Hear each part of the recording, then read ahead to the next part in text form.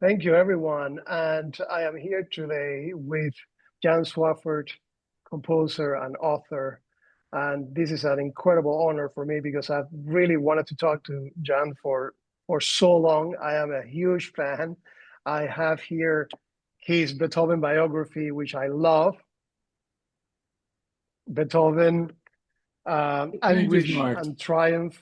And it's really, I have so many other things here, John. Look, I have your Mozart biography. I have your Charles Hyde biography.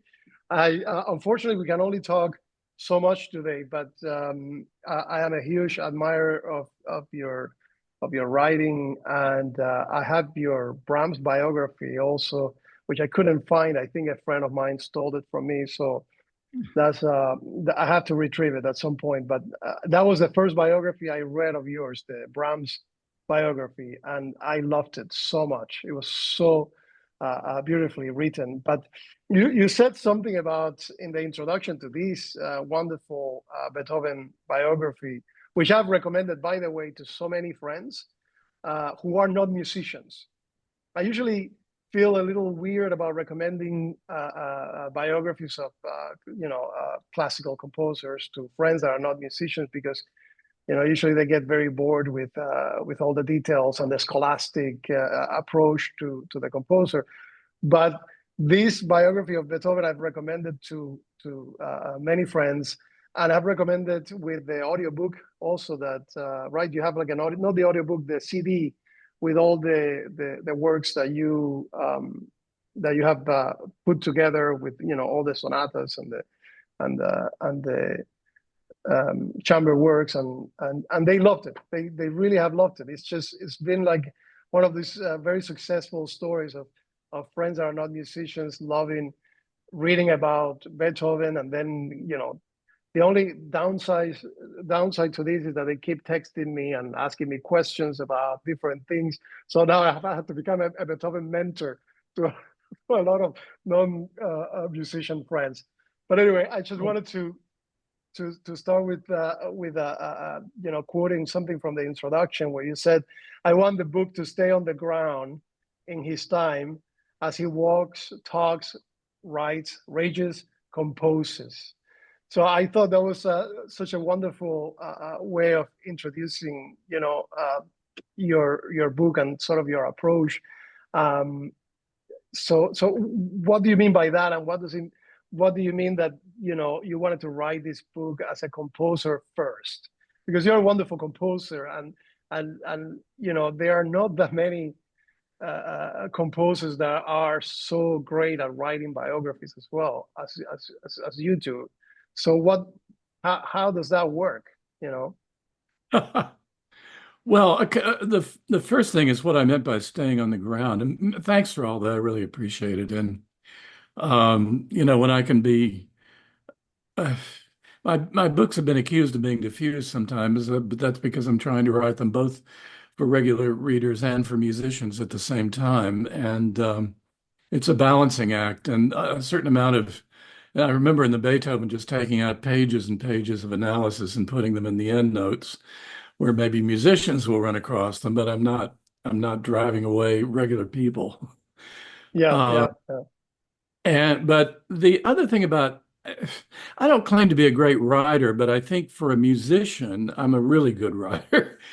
No, you're a And great writer. This book reads so well, and it is it's a very thick book. I mean, but it reads so tell well. me It's about it. it's such a smooth, and easy to read book. I mean, it takes it reminds me of one of my favorite authors, and I think you mentioned him at some point in one of your posts on social media. Um, Chesterton, G.K. Chesterton, that kind of uh, narrative that is so smooth and so accessible. And he could be saying and talking about the most profound things, and it feels that it's so accessible to everyone. The most profound kind of philosophy, or the most profound kind of theology. So I feel like this book feels in a way like Chesterton's kind of language that is makes Beethoven accessible. So Well, I don't that's a agree high with you on compliment. that. 'cause I'm a big Chesterton fan.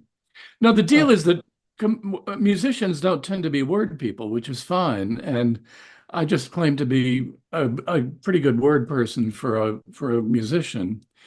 I think my talents run in both ways. I was showed talent as a writer as a kid earlier than I did in music. My beginning in music was beginning band, where I was 12th chair out of 12 BB trombone players all summer. So I didn't have a rapid development in music, but eventually it took over me. But to write as a write about composers as a composer, it's a matter of just sort of having an idea of having. I've done it a lot, and I know what it means to have a fragment of an idea of some kind that somehow seems to grow. And I look at Beethoven's sketches, and I spent a lot of time on the Eroica Symphony, the Third Symphony, and looking at the sketches. And I can't get into his head, of course, but I look at those sketches and I see a process at work. And one of my big questions as a composer, you sketch, you get an idea. Oh, that's mm, interesting. And at what point does the composer, does Beethoven have a conception in mind that goes beyond just a musical idea he's fooling around with? Or as I put it, what did he know and when did he know it? And I look at the sketches for the Eroica, and especially there are four long, what are called concept sketches or continuity sketches. They're all one line, but he's thinking of the whole orchestra. He's just using the one line as a memory thing. And I saw this one of the things about the exposition of the Eroica is that it's more like a development section. It's very searching, and nothing ever settles down. And what I see in the very first sketch of the first part of the first movement is that he already was working with that idea. You mm. see what I The mean? In other tema, words, the tema, the early theme. in the piece, I'm not just talking about musical themes, I'm talking about a way of dealing with them, but also the motifs and the musical themes he's working with.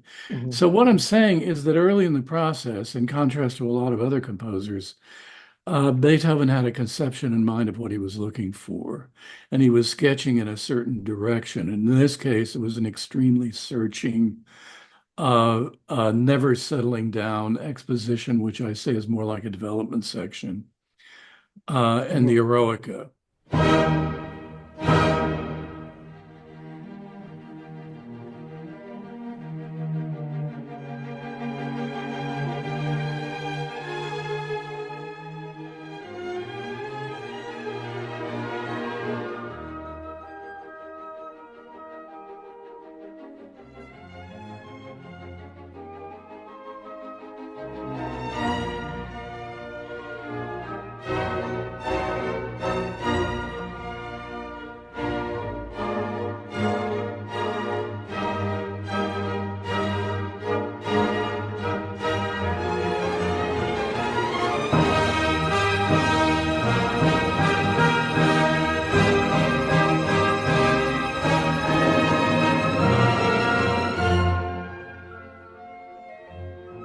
That was confirmed when he was Bettina von Arnim met him. Bettina Brentano, who's one Bettina of the Brentano. candidates for the Immortal Beloved. She was Who, fanatical who, about who, Goethe, and who she said Beethoven who had an introduced him idea. to Goethe, right? She was the one who introduced Goethe, Beethoven yeah, and that Goethe. was her big Put thing. that meeting, that disastrous meeting together, It right? didn't go We'll talk well. about that. Anyway, she said Beethoven has an idea early in the process. Unlike my composition teacher, Beethoven has a real conception that he's working for. And meanwhile, Mhm. also in studying the music as a composer, I realized when I first started studying these pieces really seriously, which I admit I'd never done until I started working on the book. I'd only studied maybe the Fifth Symphony and a few other things. And I suddenly realized, wait a minute, he's working with very defined, simple ideas from the beginning of that are presented at the beginning of the piece all the way to the end of the piece. And the famous example is the Fifth Symphony. It begins da da da dum. Well, that rhythmic motif is there to the end of the piece, but it's constantly changing. It's Da da da da 2 3 4 1. Second movement. Da da dum ba da da dum ba dum bum ba da da dum. That's the motif at two speeds at the same time. Right. Third movement. Da da da dum da da da dum da da da dum da da da dum. End of the piece. Da da da dum ba da da dum.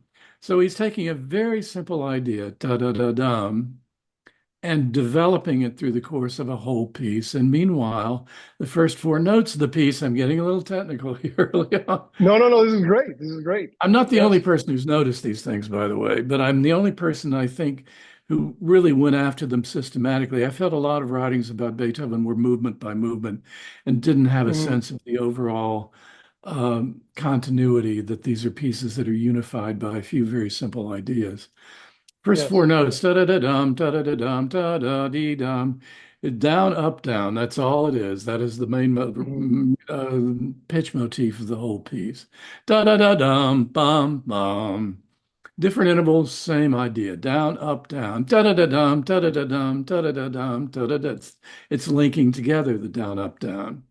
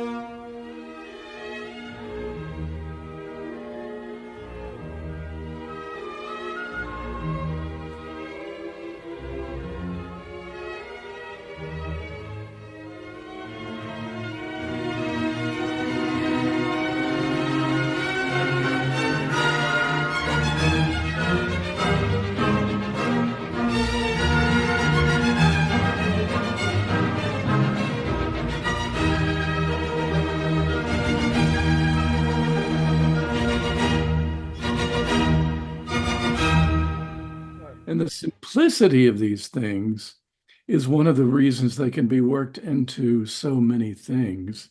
And meanwhile, you know this in the book, he's working on the Fifth Symphony with the first movement. Da-da-da, and it's like he stops on the same page and he says, hmm. And he writes down da, da, da, da, da, da, da, da, da, da, da, da, the beginning of the fourth piano concerto. Same The fourth piano rhythm, concerto. completely Right. different effect, but Right. same rhythm.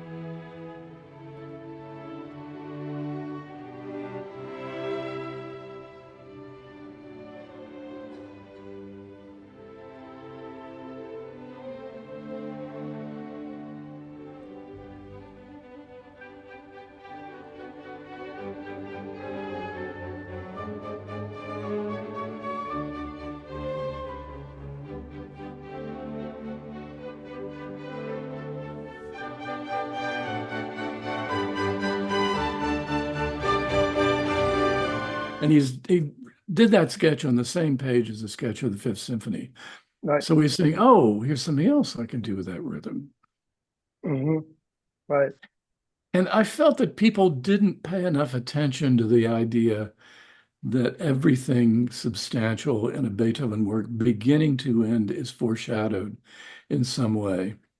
Famously, the beginning of between the third and fourth movements in the Fifth Symphony, music sort of goes into this fog, this kind of throbbing fog. And I said, you know, if there's a fog between the third and fourth movements, I know Beethoven by now, there's going to be a fog earlier, and there is. In the Right. second movement, things just keep drifting off into a fog. Dum, ba-dum, bum, dum, bum, dum, da-dum. First movement, famously between the development and the recap, there's a fog. So the fog is an idea, is a motif. And in the third symphony, when he throws in a C sharp on the first page, da da da da da da da da da da. By then, I knew Beethoven well enough to know that that C sharp is going to have big implications for the whole piece, and it does.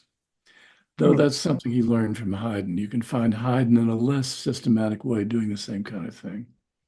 Do you think this, you mentioned a lot the influence of Bach in Beethoven. I mean, his teacher Nefe made him learn the well-tempered clavier, and he actually, there's an anecdote that you write about in the book, that Beethoven is, I think, is in one of the soirees of the Lichnowsky's soirees at his house, that the ones he and his wife used to organize, and Beethoven performed the Well-Tempered Clavier, book one, and there was somebody in the audience who said that, oh, you play this exactly the same way that Bach, Johann Sebastian Bach Is that used in to my book? perform it. I forgot. Yes, yes, yes. So I was like, this is amazing. I mean, there was somebody alive at that moment that heard the young Beethoven uh, perform a piece that Bach had performed as well. And he complimented Beethoven, saying, you perform exactly like he did. It's amazing. I don't know if he was just trying to compliment him and say how Well, wonderful it was. you It never was true know. or And not. You never Bach know. was not But in a harpsichord. yeah, Um, right. And he performed it probably in the early piano models, and yeah. something completely different. But all this, just to go back to what you were saying about the motivic and the ideas in Beethoven. A lot of that is, you can see in Bach in the Preludes and Fugues. You have one line, Oh, yeah. sometimes Absolutely. 8 notes, 4 notes, that they transform constantly. And Beethoven, it seems that all of his work, instead of a melody or some beautiful theme, is based on the transformation and development of these cells, of these motifs, which Bach does, No, extensively in the Bach well-tempered did clavier. that within a movement. Beethoven was more concerned with drawing the movements of a whole piece, however many, three or four together, Right. with small but with small ideas that hold the whole thing together.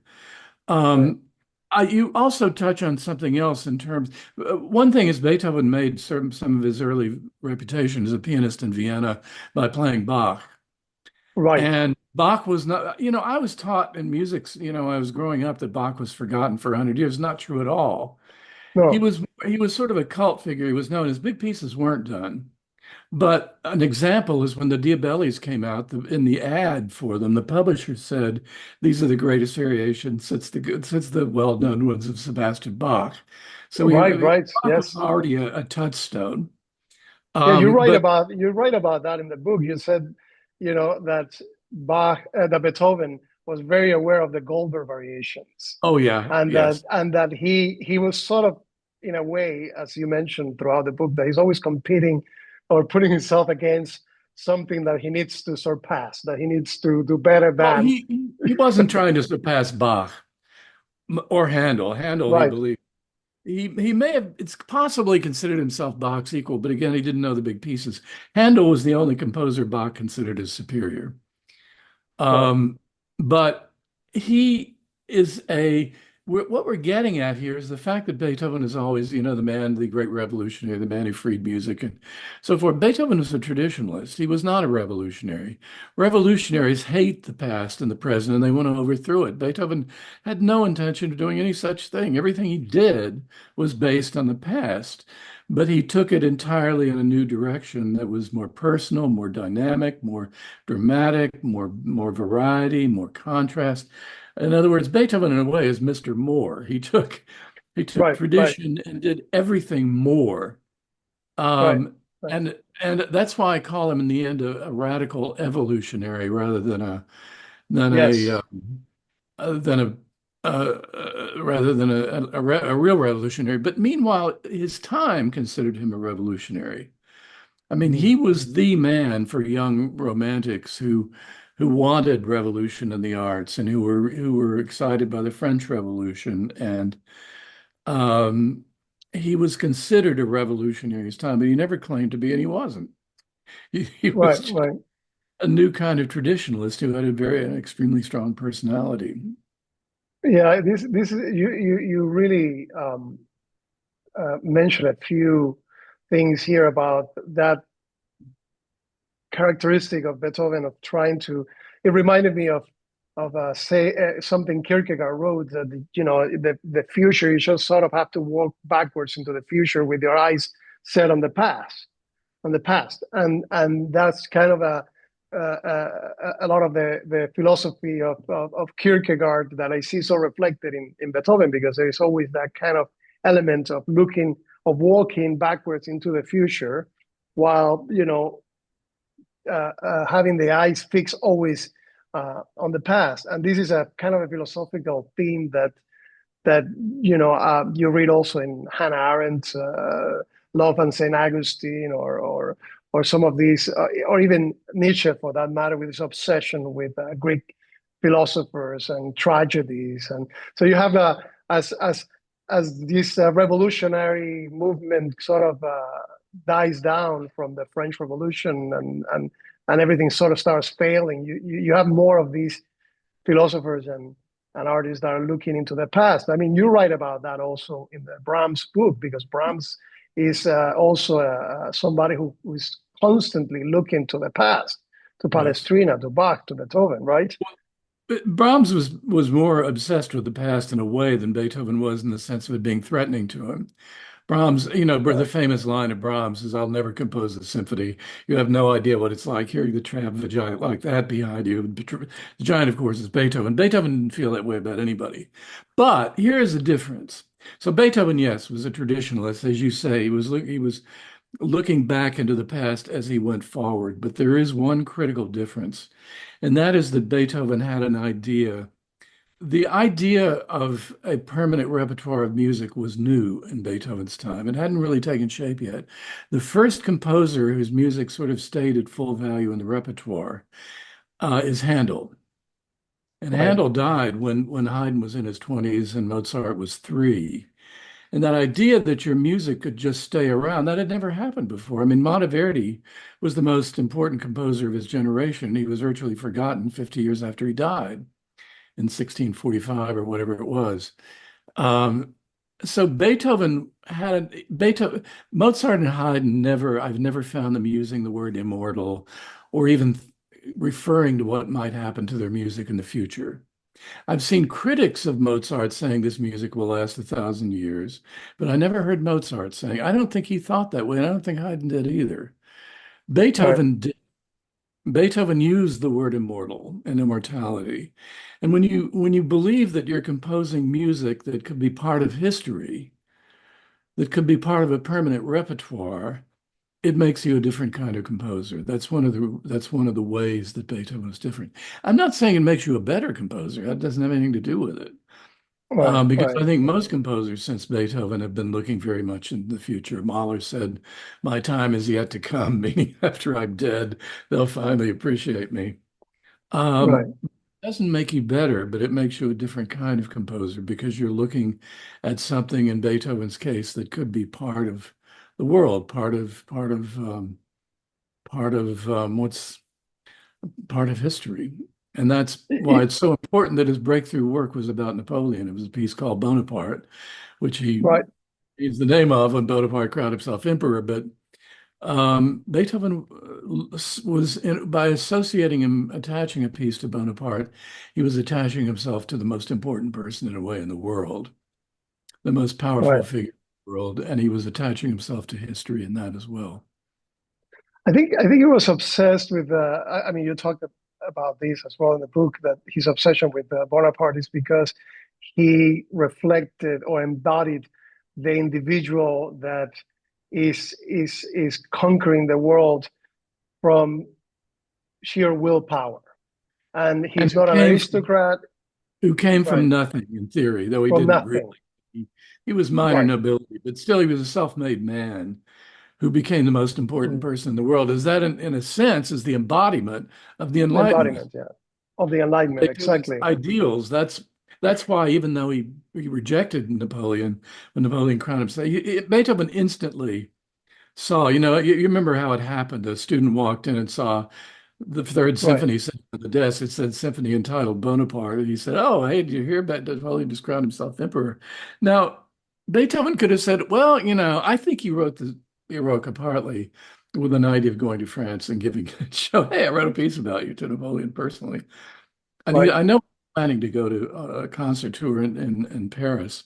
Um, but you would expect Beethoven to say, well, I don't know, we'll have to see what happens. Maybe it's no. He immediately saw the guy is a fraud. He's nothing but another tyrant. He's in nothing. He's never been in it he's in it for himself. And that is a sign of Beethoven's integrity. And he took Napoleon's name off. We still have that title page with Napoleon scratched out so violently that the pen went right through the paper. Right. He And had yet he such was a still fascinated with Napoleon and asked and talked about he him later. was. Yes, that's what, and at some point you referred to whenever he would talk about the Eroica Symphony, he would still call it the Bonaparte Symphony, It's right? written on that same title page that he scratched out. It's written in pencil in his hand on the bottom, really Right. about Bonaparte. So he So he he was wants very it. young. Yeah, so he doesn't perhaps want to completely forgotten that this is a No. work dedicated to this personality or whatever, he thought it was the positive side of Bonaparte, and but he did have a tremendous dislike. I wouldn't say hate, but he didn't like the aristocracy. I mean, judging No. from all these anecdotes that you write about how he became a very good writer at writer of letters asking for forgiveness. You write about how he really mastered the art of asking for forgiveness, which I thought it Well, was and also hilarious. it's always been said that he never sucked up to the nobility. That's not true. He sucked up like crazy. But at a Right. certain point, yeah, if you remember, he had a fight with Lichnowsky at one point Yes.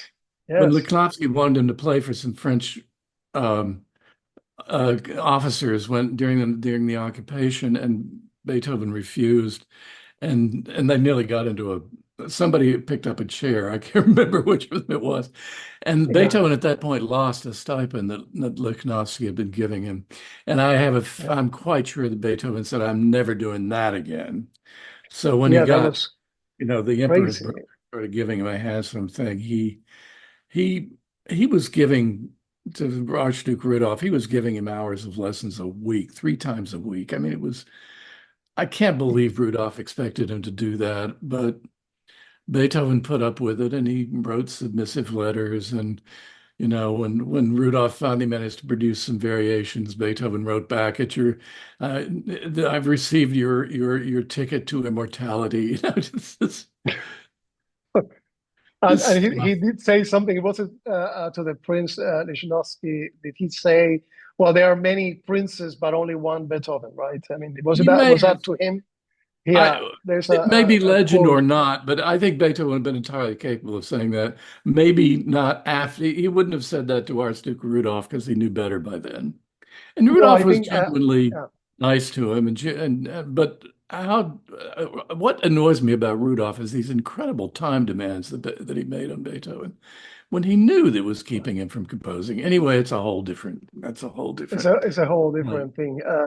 But it's really quite remarkable that he managed to really ruin every relationship he had with the people that supported him. yeah, And I thought that, well, perhaps there's something here psychological that needs to be taken into consideration. That there is this um, hot and cold about Beethoven. He really never kept a friendship. And one of the things that you write about his friendship with Schuppanzig, the famous violinist, that he was the champion of his of a lot of his works. I mean, he not First chair only violin in every symphony premiere and almost every string quartet. and Beethoven's yet Requiem Beethoven, string quartet had to do with Schuppanzig. Without Schuppanzig, it wouldn't have been the same. without him, he wouldn't have been the same. And yet he writes that he can't stand him because all he can talk about is music. And Beethoven was only interested in talking about politics. So I'm thinking like, wow, Beethoven would have done really well uh, in this day and age. I would imagine Beethoven now on X, you know, talking about politics constantly, making comments about the current Well, somebody political said situation. Beethoven's favorite subject was politics. Right, you're And right. he You said that in your book. Well, it was because a guy who knew him said it. That was the same guy who said that when he first met Beethoven, he said he looked like just another drunk. But he's the one who reported that Beethoven's favorite subject was politics, not music. Beethoven didn't like to talk about his music and Right. or music in general. He might like to put down the competition. He'd sit around and say, I heard Mozart play. He had no vibrato. He was really a harpsichord player, not a pianist. And that kind Right. of thing. But Beethoven, the word narcissism, I use the word solipsist. Beethoven Right. wanted to reach other people. He wanted to be married. He didn't know how. He just didn't know how. And meanwhile, he was so utterly, utterly self-involved. I mean, all artists are self-involved, but he was an Right. extreme. Right. Meanwhile, going deaf makes you more so. One of his friends said, "You have no idea when deafness really began to settle in, he was living with von Breuning, I think it was. And Breuning wrote home, you have no idea what this done to him socially, how it's affected him Yeah. going deaf. Yes. So deafness didn't help his basic solipsism. Yes. And to his prospect of marriage or relationships. I mean, these women were really um, once they tried to establish some kind of intimate relationship with him, it was impossible. I mean, he smelled bad. He was very disheveled all the time. He couldn't Or as establish a one of his conversation. when somebody asked one of the women he proposed to why she didn't marry him, this was years later, she said because he was ugly and half crazy. Yeah. Yes. I Yes. think I have to say, this is purely a theory of mine. There may have been what amount to groupies in Beethoven's life. We just Right. don't hear about them. But one of them we did hear about from his student Reese. You remember that story.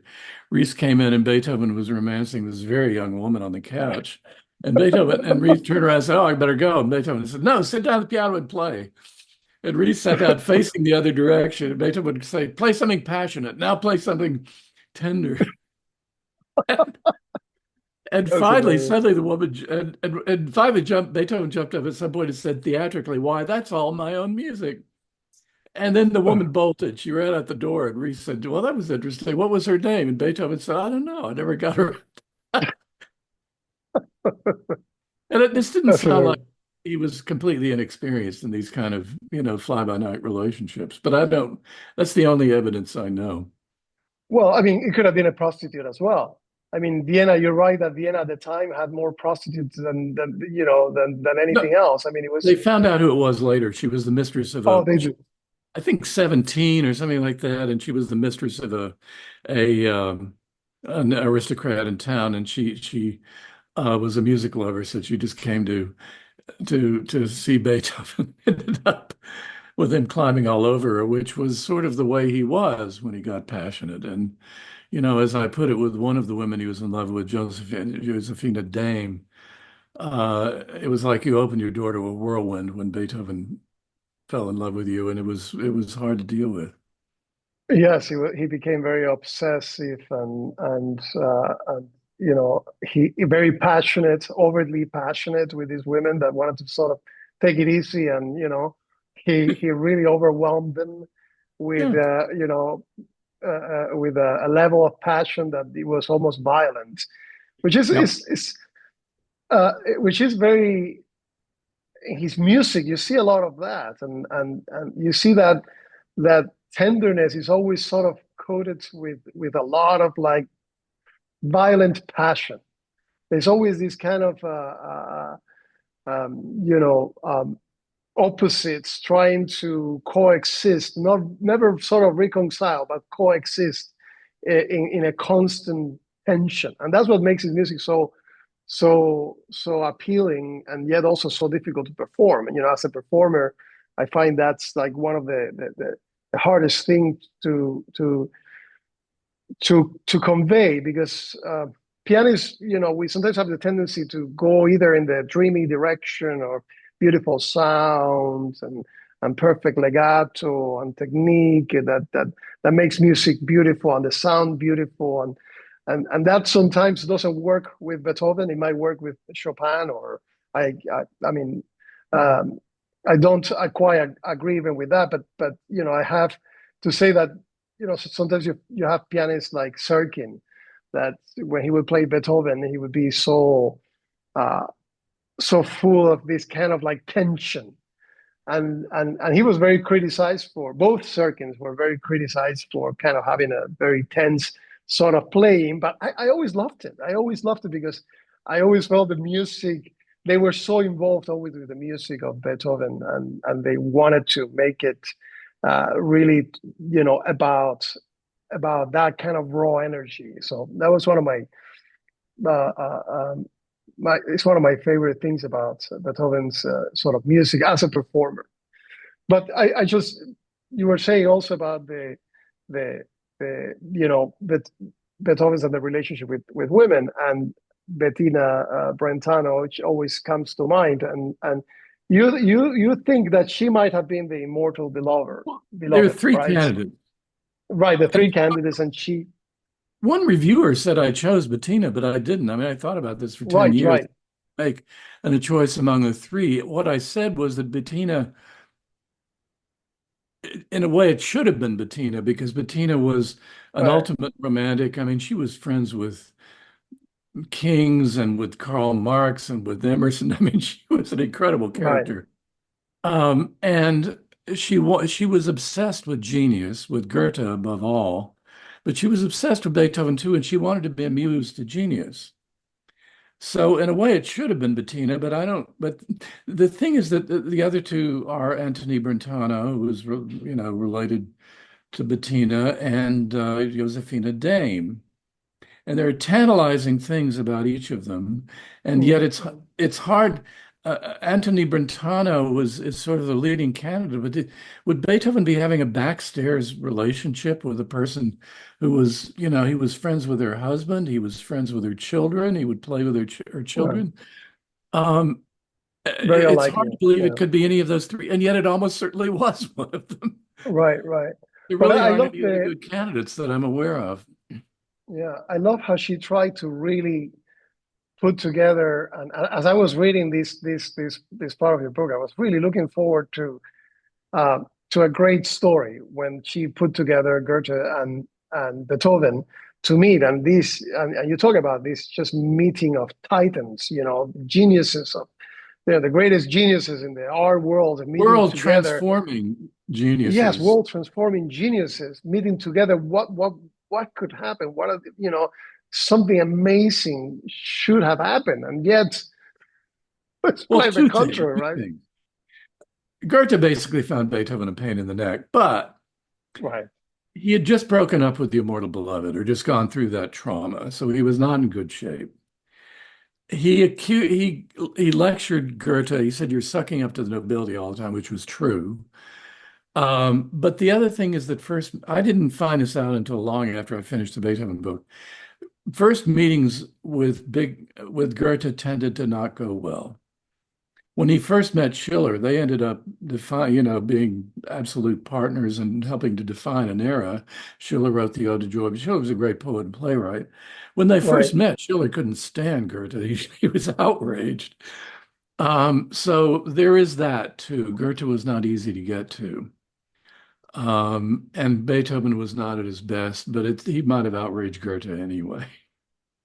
Well, I find it always very funny this him criticizing him for sucking up to the aristocracy, and I mean, couldn't he find some other things to talk about? I mean, uh, maybe some of his plays, something about his music, share some of his music. Well, I know that he later wanted to Goethe to write the libretto to his opera, and that would have been an amazing collaboration. Perhaps he but could have started with that. Goethe never replied, I believe, to that offer of his. There's I another wonder thing. why. Yeah. Goethe was not a fan of Beethoven's music particularly. Mendelssohn once played Goethe the Fifth Symphony on the piano, and it kind of scared the hell out of Goethe. I mean, it made it, and Wow. he said something. He said something that I've been quoting for years, and then I read it, and I completely rearranged the quote. But it's still, but Goethe said basically the older composers give you room to find your own responses, whereas the new composers are just in your face.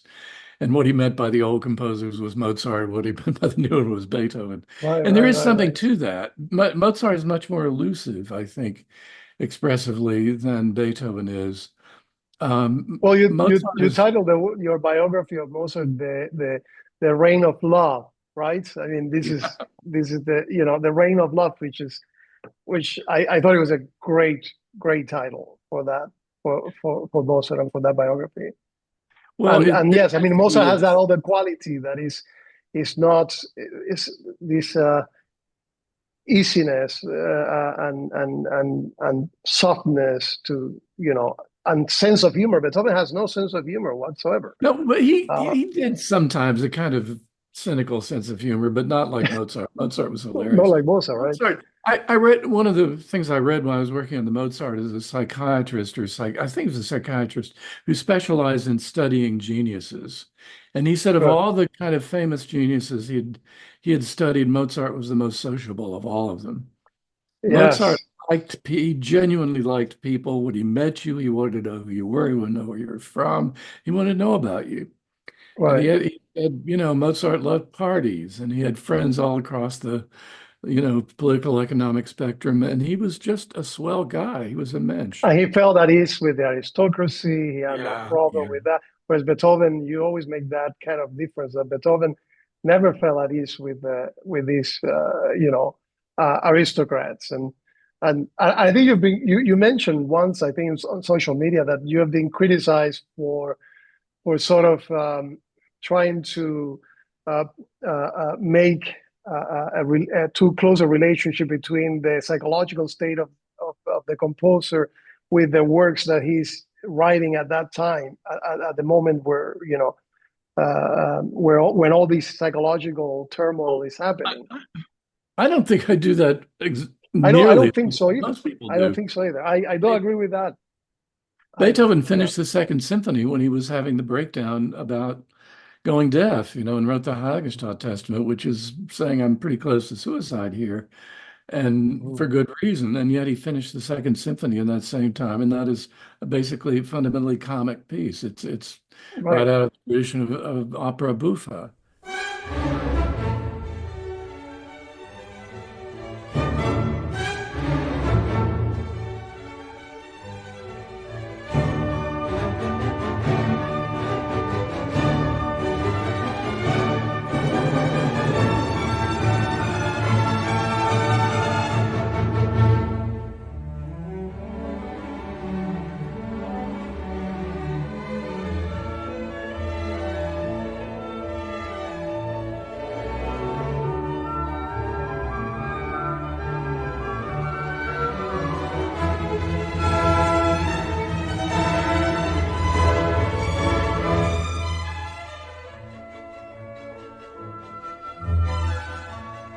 Um, so he and Mozart is the same. I do think sometimes you write out of your own experience, but it's not like every piece is a diary entry, which is the common, kind of politically correct thing now that art is not about anything but the artist. And I don't think Beethoven would agree with that, and I don't agree with that. Right. Some pieces are Right. about you and your situation, and mostly they aren't. And besides which, the idea that you write out of yourself and you're expressing yourself as an artist wasn't around in Beethoven's time. That's a later romantic idea that Mhm. art is about expressing yourself. Beethoven said, I would have said, I think I'm expressing music, and Mozart, I know, would have said something like that. But then you write that at the end, he does write down that every note he has composed have been with an idea in mind, with a feeling in mind, with Or a story. with a story in mind, which I thought, that's pretty programmatic. Wouldn't you say? I mean, But he didn't tell us, which was very smart on his part. He right, only he named very few pieces: the Pathetique, the Eroica, right, Farewell Sonata. I'm forgetting one or two. Mostly, he did not name the Fifth Symphony, even though there is probably a story behind it, the From Darkness to Light drama. mhm, He was very smart in not telling us what it is, but it was a device for him. And right, he deplored program music and visual music and did it anyway. right, You right, know, right, right. of Haydn for doing that in the oratorios, but there's the Pathetique. It's got birds and brooks and thunder, and it's Pastoral symphony the and, pastoral symphony. I just said the Pathetique. I mean the pastoral. mhm, Um, yeah,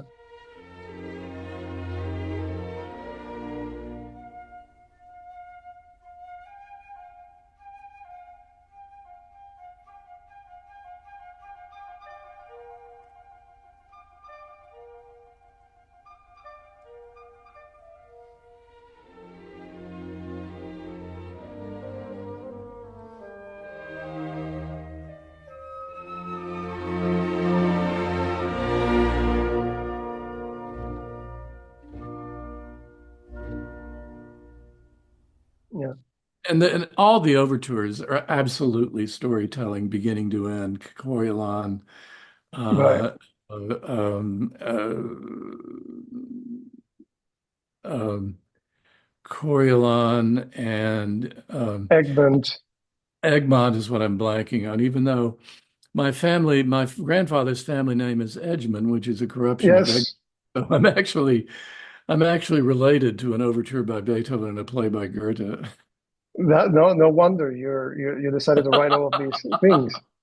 Well, I have a problem with this idea that music is which comes a lot from Schopenhauer's approach to music and characterization of music. That music is the thing in itself, and that sort of has become a very sort of postmodernist look at music as a thing that is so profound and so unique that it doesn't need to be connected to anything else. It is a thing in itself, and Nietzsche had a huge problem with this kind of interpretation of music, and he disagreed with mostly everyone, but with Schopenhauer idea, because for Nietzsche, music was very linked to to the word, to poetry. Is that you can have music if there is no if there is no poetry before. So there's no such a thing as music as a thing in itself is always connected to something that you know either love or poetry or the written word or a feeling or an action. There's always that connection that cannot be separated from music. So then, according to him, in a way, every music is sort of programmatic music. But I don't know Well, that how you that's feel about that. that's he was. This is Nietzsche was associated with Wagner, and Wagner was. You're really getting into a very important division in 19th century between what's been called the War of the Romantics, between the Wagner Liszt school that music is always connected to words or drama, and Wagner said the symphony is dead. And then there Right. was the what's called pure music, which was associated with the critic Edward Hanslick and with Brahms. But let's not. Oh, two things. This is complicated. We're trouble is we're supposed to be talking about Beethoven, but Yes. Brahms was when Robert Schumann championed Brahms. When Brahms was first, he discovered Brahms. He said he's a real Beethovener, meaning he's faithful to the old what we call abstract form, sonata form, theme and variations. Right. In other words, what was sometimes called pure music. And Brahms has always been associated with that. And when my book came out, I was criticized by some Brahmsians for ever associating anything autobiographical with his music, which I didn't do very much, but sometimes it's inescapable. Mhm.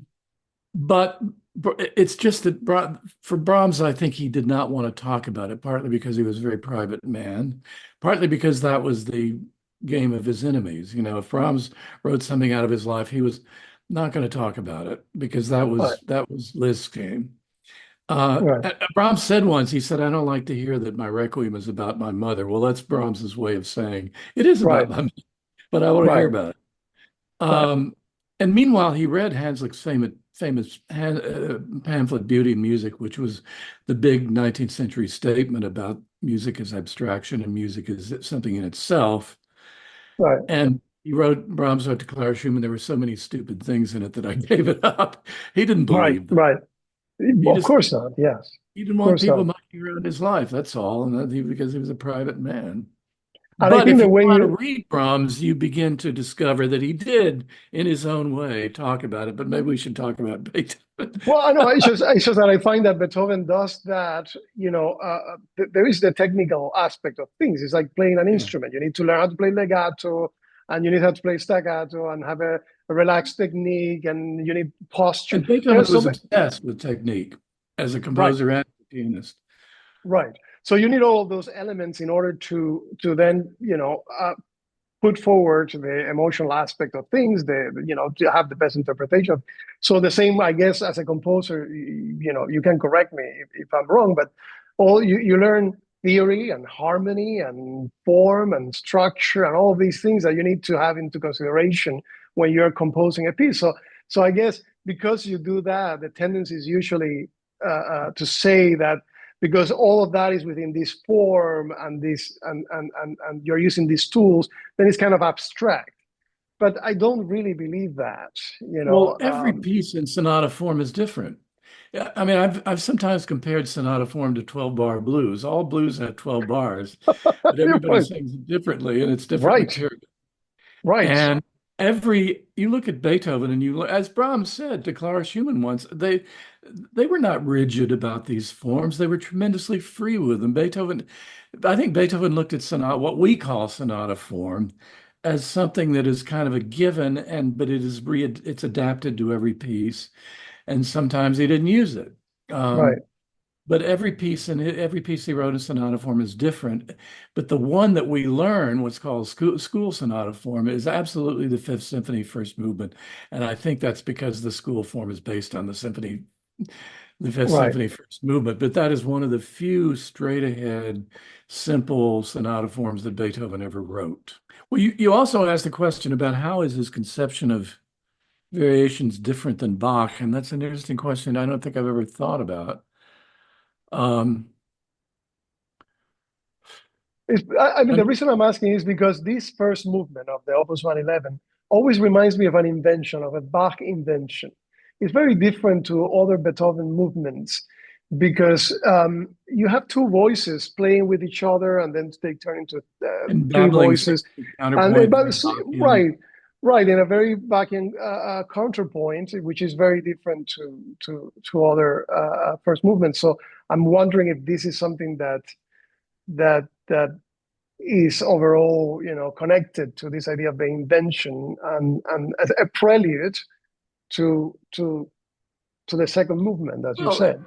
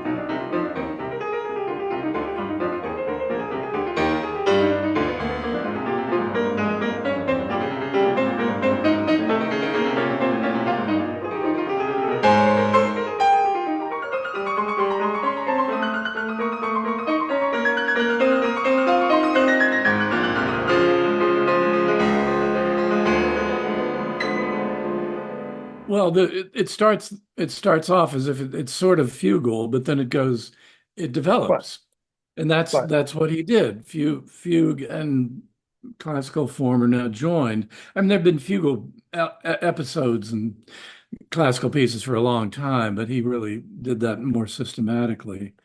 But what you're saying, am I right that what you're saying is that the kind of approach to varying the material in the first movement leads to the idea of theme and variations in the second Yes, movement?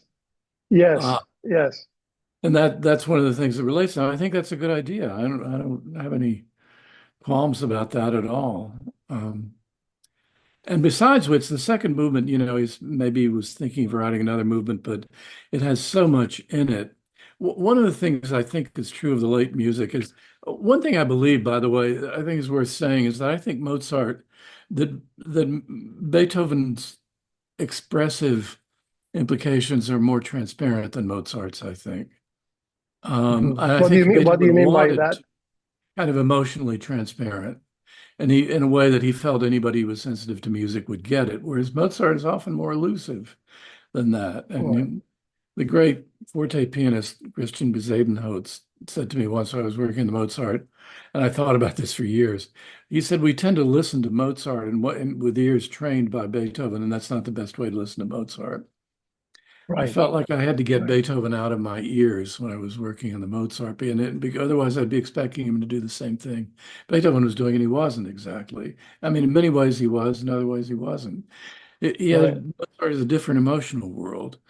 Um, and Beethoven, I think, in his earlier work was really concerned with a kind of dramatic shape, like the Darkness Delight in the Fifth Symphony, like the Pathétique, which is a sort of story about pathos and so forth. And I think in the late music, he put aside those kind of overt dramatic and noticeable dramatic things into what I called a poetic thing, in which a single movement Yes. can seem to unfold the whole of life in some ways. And the variations in the Opus 111 are so far reaching in terms of texture and speed and everything else that it's like a whole little world. So in a way, he just sort of did what Bach did, but more. Again, he was Mr. Moore.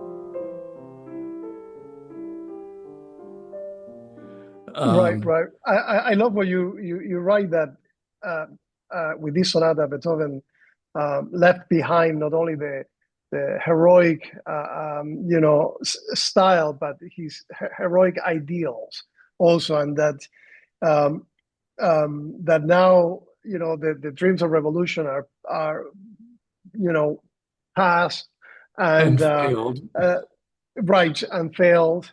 And in the late music, power is overcome by tenderness, spirituality, narrative trumped by poetry. I really liked that I had underscored because it's really true about this poetic style of the Opus 111. I think it's got that element of resignation, of a quiet resignation Oh, in a yeah, way. that's a very good way to put it. But it's incredibly also passionate, and there's a lot of this kind of energy that my one of my favorite philosophers, Ortega y Gasset, said that in order to love, you need to have a lot of energy and a lot of you know that love was the result of a lot of enthusiasm and energy. And if you were not that kind of person, it would be very hard for you to fall in love. And I think one thing can be said about Beethoven, and especially this piece that is so tender and loving, it still is full of a lot of energy, with the thrills at the end, and with the how even when it's more heavenly, it's still so it demands so much of the interpreter, but also of the listener. It demands energy Oh, yeah. and belief and faith.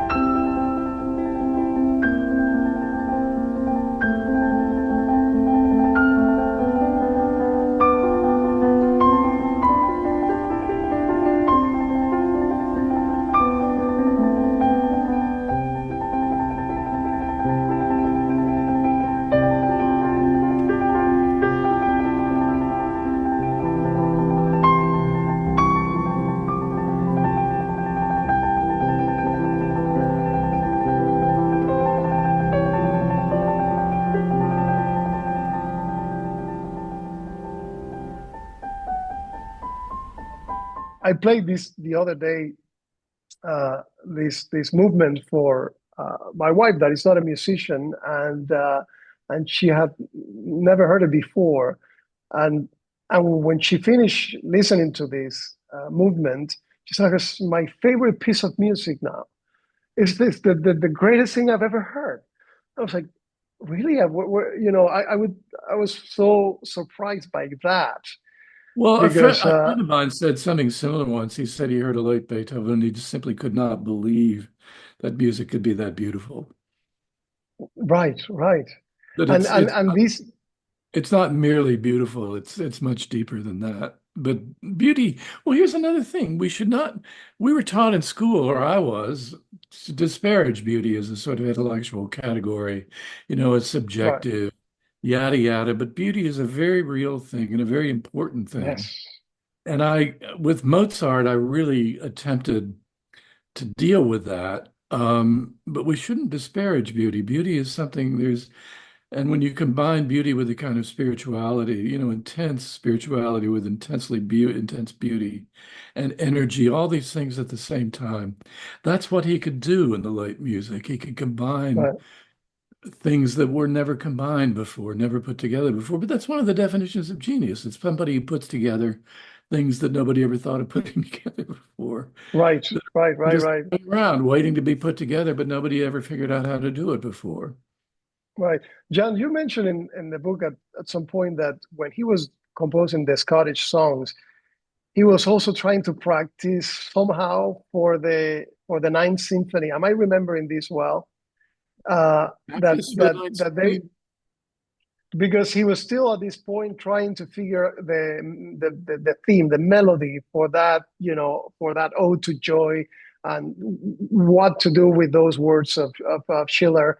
And he wanted a kind of a bar song. He wanted something that people could sing while they were having beer Yeah, in there's a Oktoberfest. name for that. I forget what the German name for that kind of tune that you sing with a beer in hand. There's Right, a name right. for it. I forget what it is, but yeah, he was writing it away in a genre. Well, you're remembering right. As best we can tell, Beethoven came up with the first phrase of the Ode to Joy. Uh, and then he didn't come up with the rest of it until years later.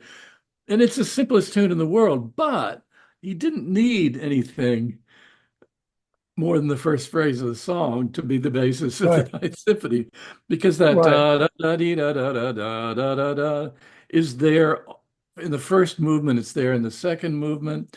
In the second movement, it becomes da da da da yum pa pa pa pum pum. So all he needed was a little motif as one of the bases of the Ninth Symphony, and he could go on. He didn't need the rest of the tune, and so he didn't right. finish it until he got to the last movement.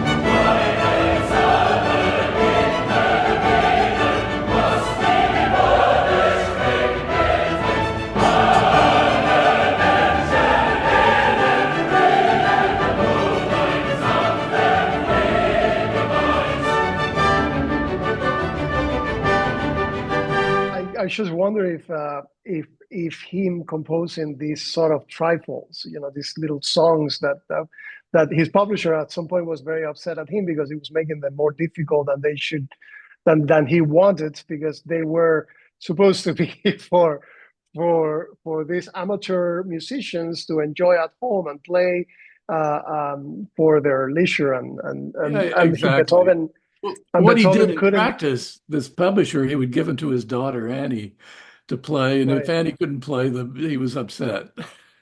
He was very upset, right? So and Yeah. Beethoven couldn't help himself, and I think he responded to him saying that, that's the way it has to be, and there's no other way. He didn't compromise, in a way. No, no, but no, I think he tried. I mean, he did alternate versions of some of the arrangements. I don't think he Mhm. was trying to do anything that ambitious with these songs.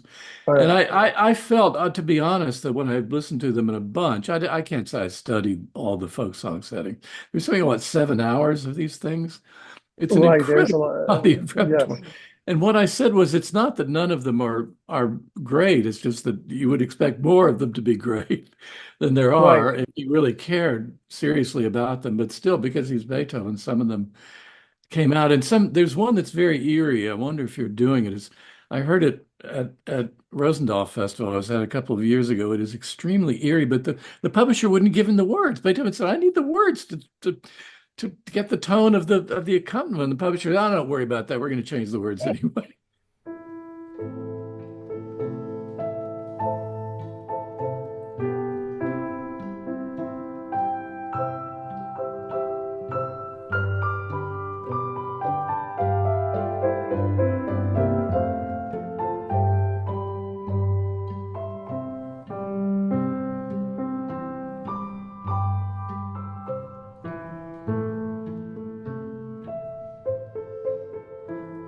The sun upon the rear dial in metrics waveless sinking sweet. The westland wind is hushed and still, the lake lies sleeping at my feet. Yet not the landscape to mine eye bears those bright hues that once it bore. The evening with her richest dye flings o'er its Monatrix shore. But the words to one of them are extremely eerie. There's a lot of, I don't think you're doing this because it has a violin playing a lot of open string, drones on open Right, strings. It is right. wonderfully eerie, and it turns out the words are too. And so it's just an example of some of these many, many, many settings he did are, of course, extraordinary. And, I'm sure the ones you do are very carefully selected to be some of the strongest ones. Yes, and I wonder if this association with sort of like folkloric music. I mean that's a theme also in Beethoven that is different to other composers. He sort of was in a way the first one to start this kind of folkloric, you know, No, Haydn did all the time. He was criticized. Haydn, yeah, Haydn was very much involved in kind of folkloric, but maybe not as elaborately as Beethoven was. Mozart less right. so. But I just found this out after I wrote the Mozart. One of my favorite Mozart tunes, da dum da da dee da da da, dum da dee da da da da da da. The Flute Quartet isn't by Yeah, Mozart. It's a folk song. it's a folk song. Okay, I think so. okay, Yeah. And it yes, was back there because Mozart didn't usually do that kind of thing, except when he wanted to write for Papageno and Marriage of and Magic Flute, he wrote folk songy kind of things because that's Papageno. right, Uh, right. but Beethoven was very close to folk music, but the line that we tend to have between pop music, say, and folk music and classical music didn't exist in those days. Right. It was just all kind of music, but it had different functions. Folk music was Mm, done in a different sort of situation than classical music, what we call classical music. right. But I Well, mean, the connection of those, in other words, is absolute. It didn't surprise me at all. When I looked at your program, I certainly didn't say, why is he doing that? It seemed to be a really good idea and a very natural well, idea.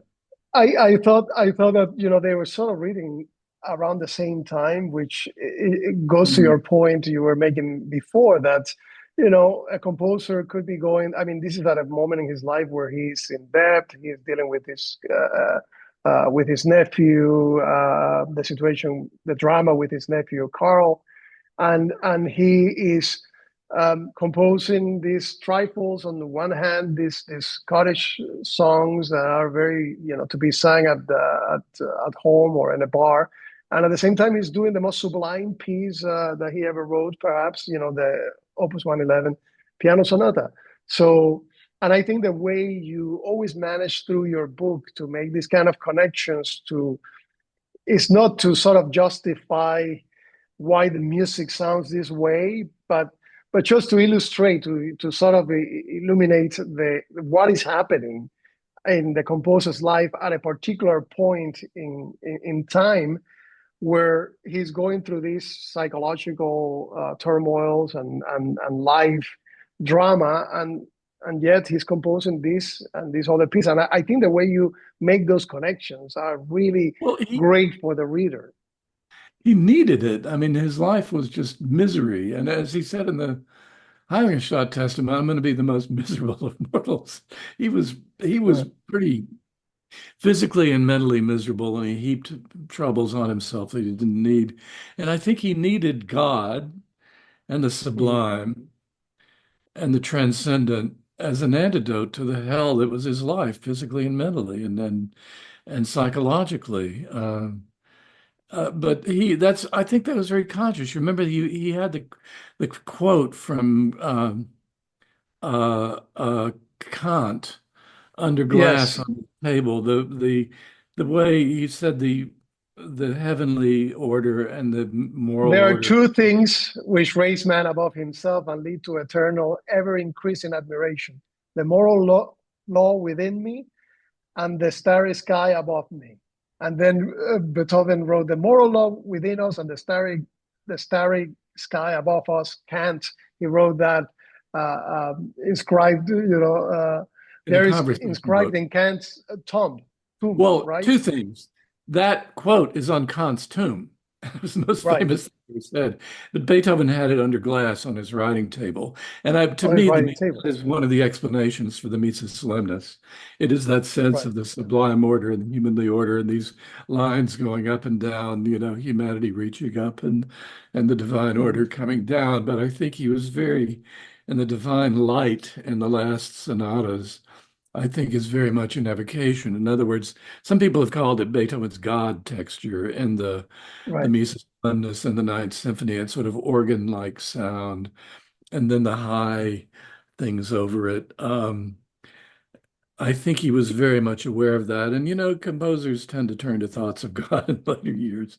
I think partly Right, because right, they're getting toward the end, and maybe sometimes they're doing a little bargaining with God if they're writing, like Haydn right. writing masses, maybe God will forget a few little sins.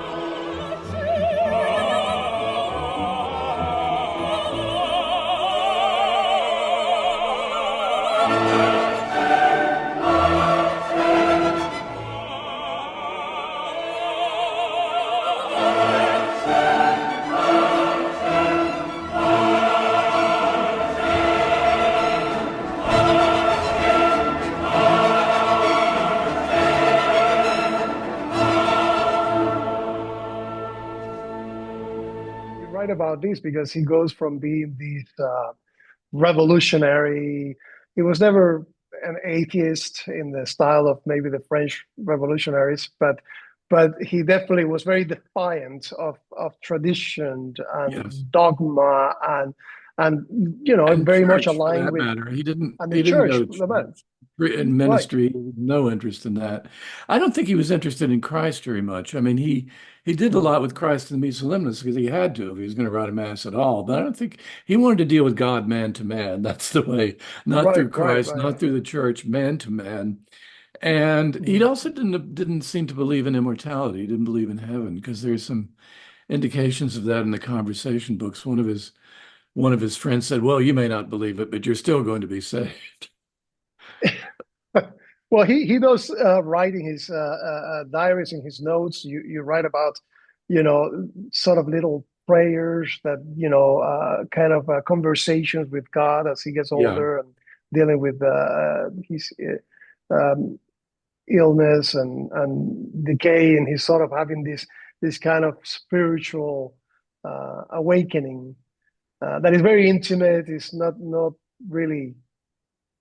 Um, Yeah, I don't know if I'd call it an awakening exactly, but a deepening of that sense of connection right. to this kind of cosmic vision, which in a way is what he was involved in the last Right. music. That's another way to put it. It was a cosmic vision that you see in the Missa Solemnis. And I've always said, or since I wrote the book, I've said that the Missa Solemnis ends with an unanswered prayer for peace.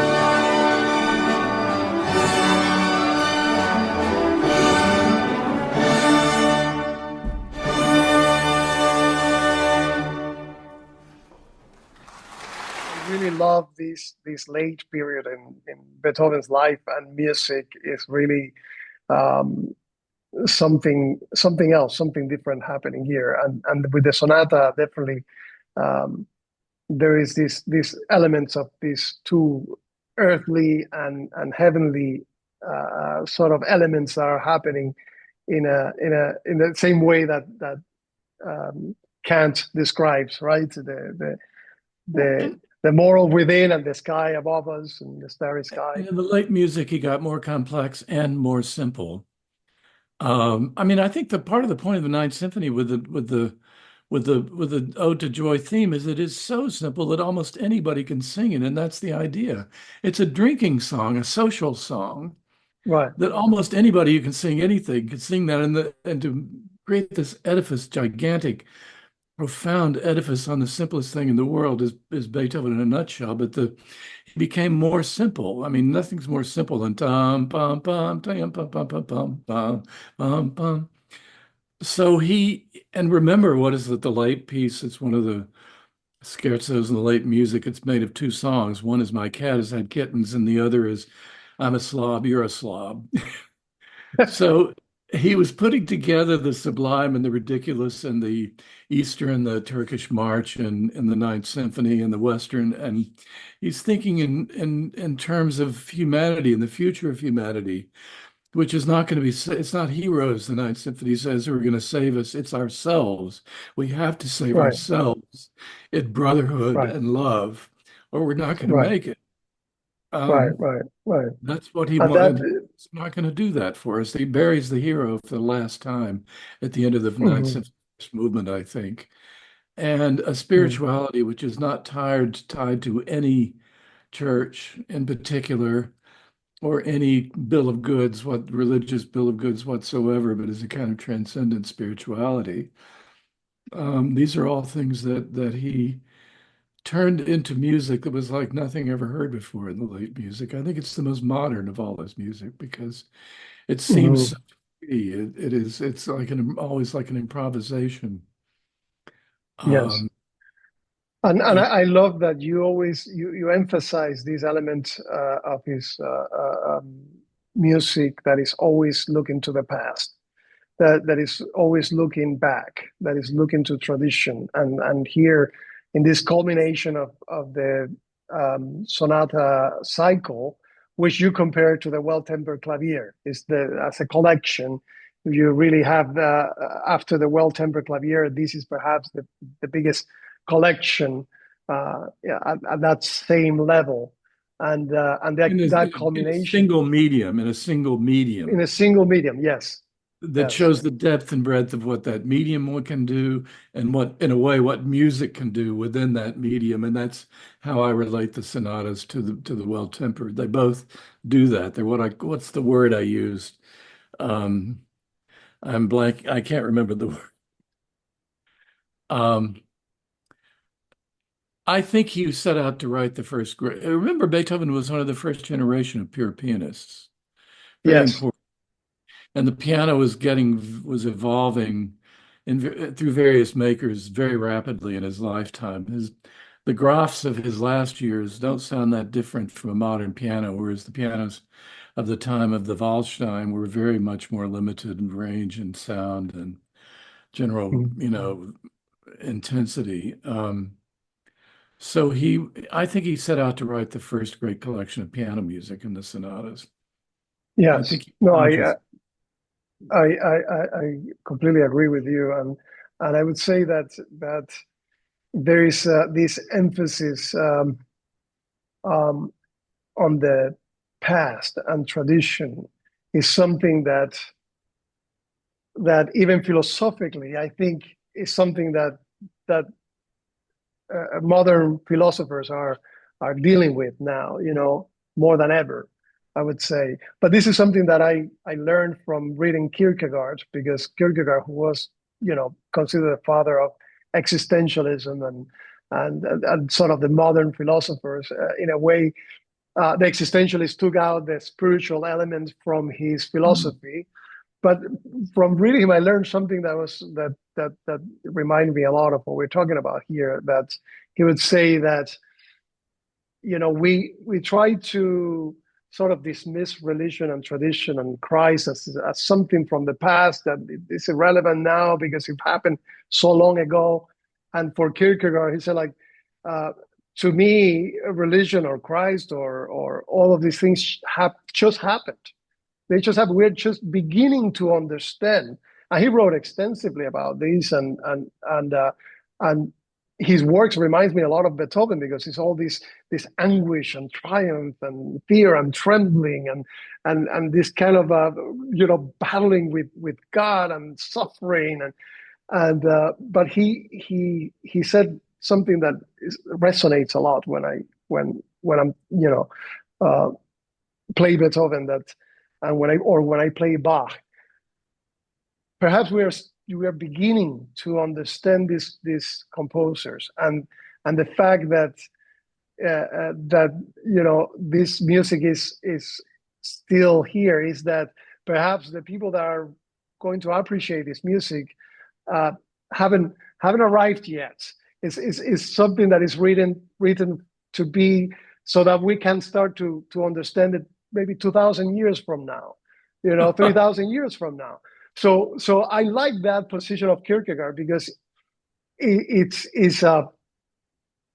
opens the door to this kind of time that we don't quite understand. And music of Beethoven or the Opus 111, Missa Solemnis, all this music that we're discussing, is written for something that is more eternal. It's not for fashion. It's not to be discussed now. It's perhaps we'll have the ultimate discussion in 5,000 years from now when people are ready for this music or ready to talk Now, about God or now you're religion. sounding like Charles Ives, actually, Right, who right. believed that Yes, humanity yeah, was the rising transcendentalist. inexorably toward, the Godhead, but it might take thousands of years. And Yes, that was a yes, very progressive era thing, just like Kierkegaard and his anguish was very romantic in his sensibility, very yes, 19th century. And you know, the the Romantics looked ahead, but they really idolized the past. I mean, the Enlightenment was all about the present and the future. The Romantics were more about the past of ruined castles and myth and right. but also the kind of bright future of which was more a spiritual matter for the Romantics than a kind of political matter as it was for the Enlightenment. By the way, I want to say one thing about the sonata, piano sonatas that I don't think I said in the book. Maybe I did. I can't remember if I'd realized this at that point. Every one of the piano sonatas, it's as if Beethoven is remaking the instrument.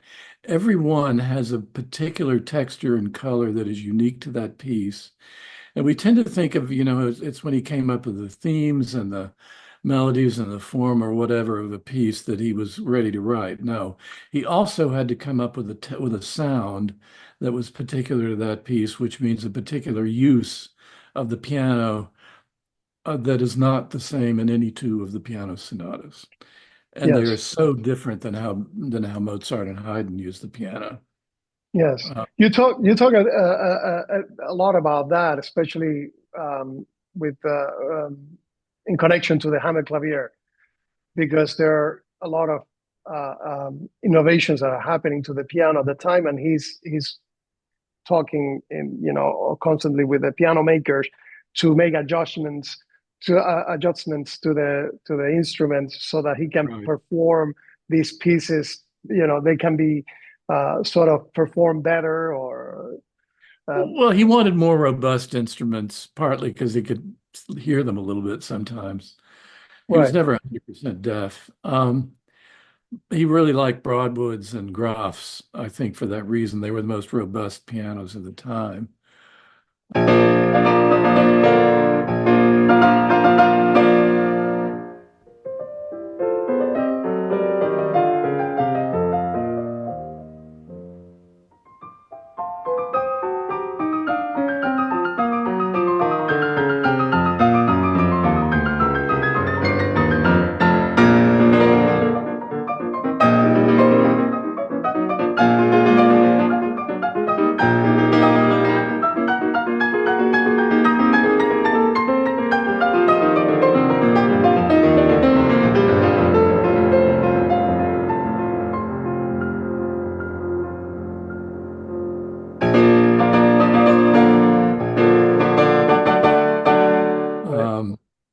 I tell you, if have you ever heard the Moonlight done on a period piano where the first movement you had to keep the pedal down the whole time?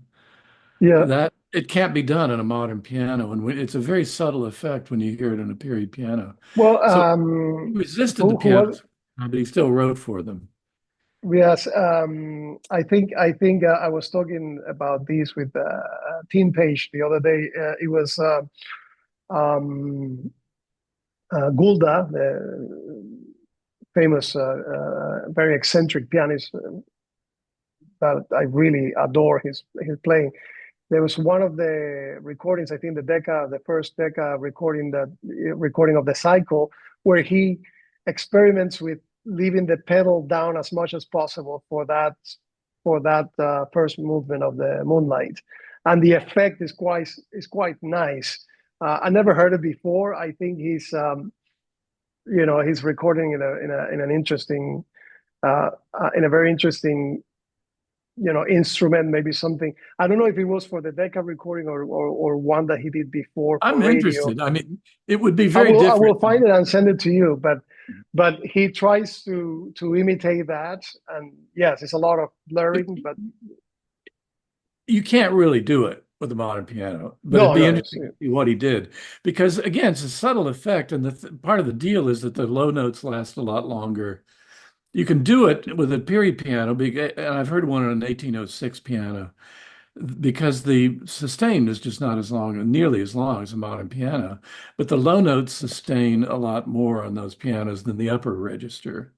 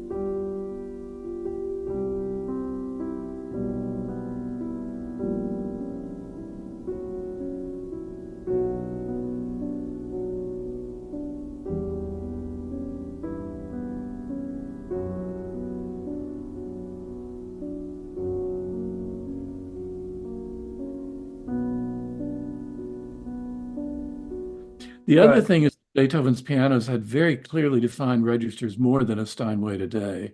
There was a very distinctive kind of bright high register, a kind of boomy low register, and then a kind of more neutral. And when in the Appassionata, when Beethoven's going da da da da dum here, down there, up here, down there, he's really thinking of the texture of those pianos, the sonority of those particular pianos, which is not the same as modern pianos, which are very evenly Mhm. voiced, the whole register.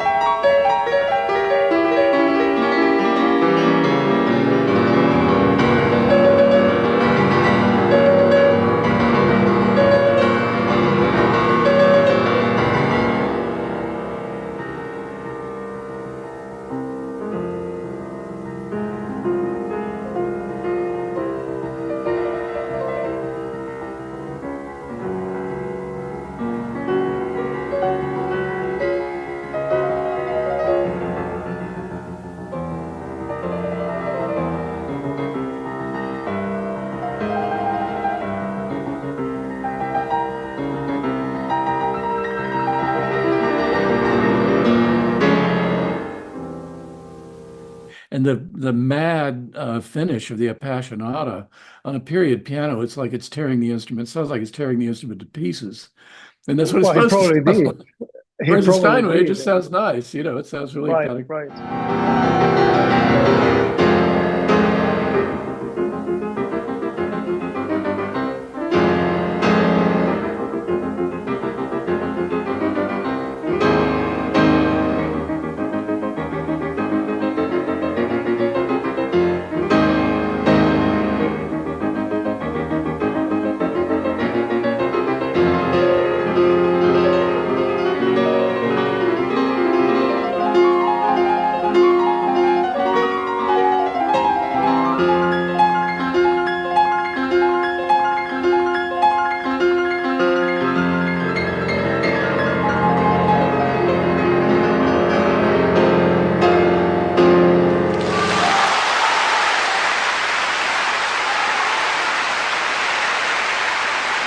I mean, Liszt was famous for tearing these instruments to pieces. I mean, the Pleyels or Erards, or he would break a lot of strings uh, during the concert, and I think that was part of the drama of the performance. But Yeah, the yeah, it show. was.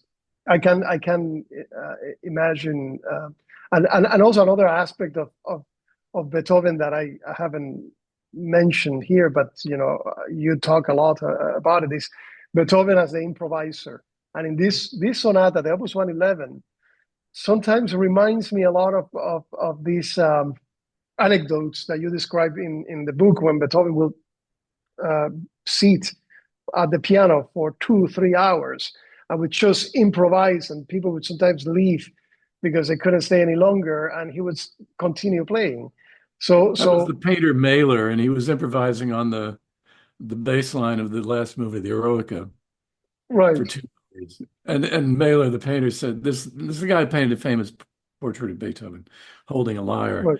Mailer said that there was the variety was constant, and there was nothing that didn't sound polished and finished, even though he was just playing out of his head for 2 hours.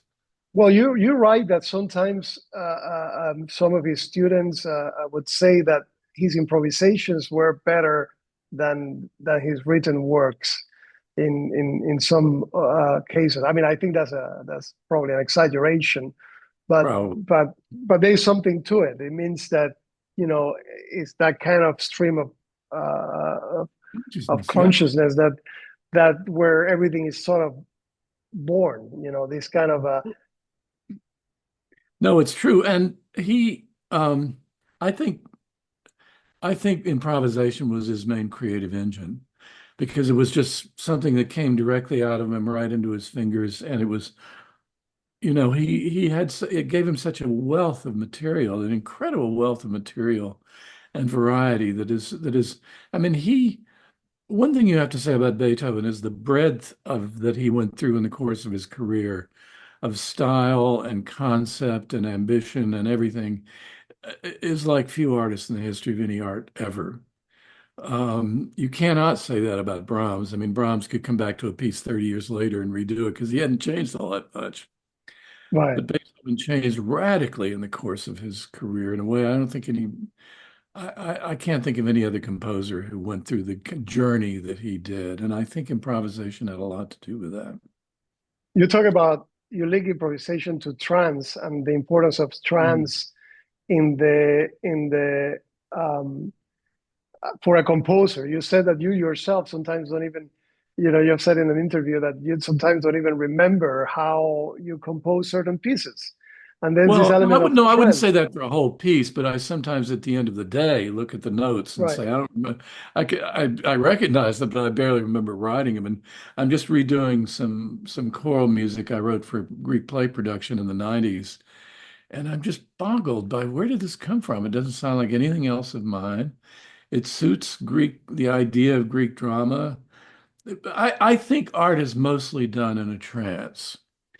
But I Right. think that Beethoven's trances were just more profound than most people because, among other things, he had to be able to get out of his pain, his physical pain. He was in physical pain a lot of the time and Mhm. still have concentration, and that is just supremely hard to do. I mean, he wrote Wow. one of the finales of a piano concerto when he had massive he was vomiting all day while he was writing the piece in one day. Which He concerto was in a was lot of this? physical pain, a lot of it. Uh, His gut was a mess.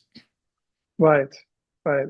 No, and it's very interesting that that's so improvisation is sort of it kind of disappear from the education of young musicians. You know, I remember going to school, and my friends that were in the jazz department, they were involved in improvisation. But you, as a classical pianist, were not supposed to bother with improvisation. That sort of disappear uh, Yeah, from your education as a classical musician. And I think that's too bad because, as you I said, a lot agree. of ideas come from this process of you know of playing around. Another It is play. That's a good way to do it. You dismiss everything else. It's just what comes out of your head into your fingers as a pianist, and that, though, of course, it's guided. I make the analogy a lot with a football quarterback who is dropping back to pass. There are six large guys coming who want to do him harm. He's throwing a pass 40 yards down the field to somebody who's running the other way, and he throws it right to him. And this is something that is not done by math. It is as complicated as a mathematical equation. It's probably as complicated as sending somebody to the moon in terms of the physics going on, and it's done like that. right, It's an improvisation, but it's done by a trained. You've been spending a whole lot of time. So to be a good improviser on piano, you have to be a very, very good trained piano player. You right, to improvise in clear forms, as Czerny said Beethoven did, as he said, was just like published music.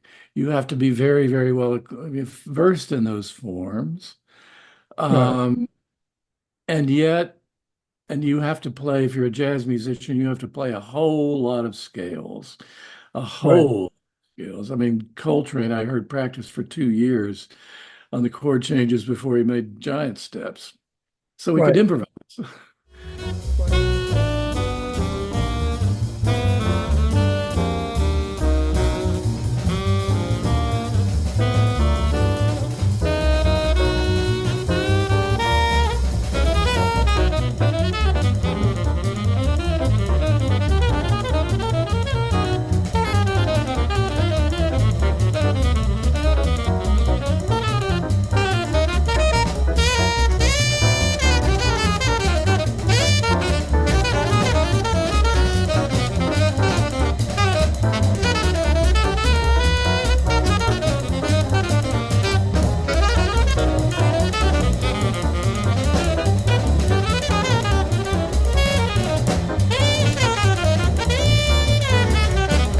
Uh, Yeah, so people also don't have it's this not I like you yeah, could do it out of nowhere. It's not out of nowhere at all. I mean, right. if Yes. you're a sitar player, you learn 2 years to figure out to being trained to hold the instrument, just Yes. how to Yeah, hold it.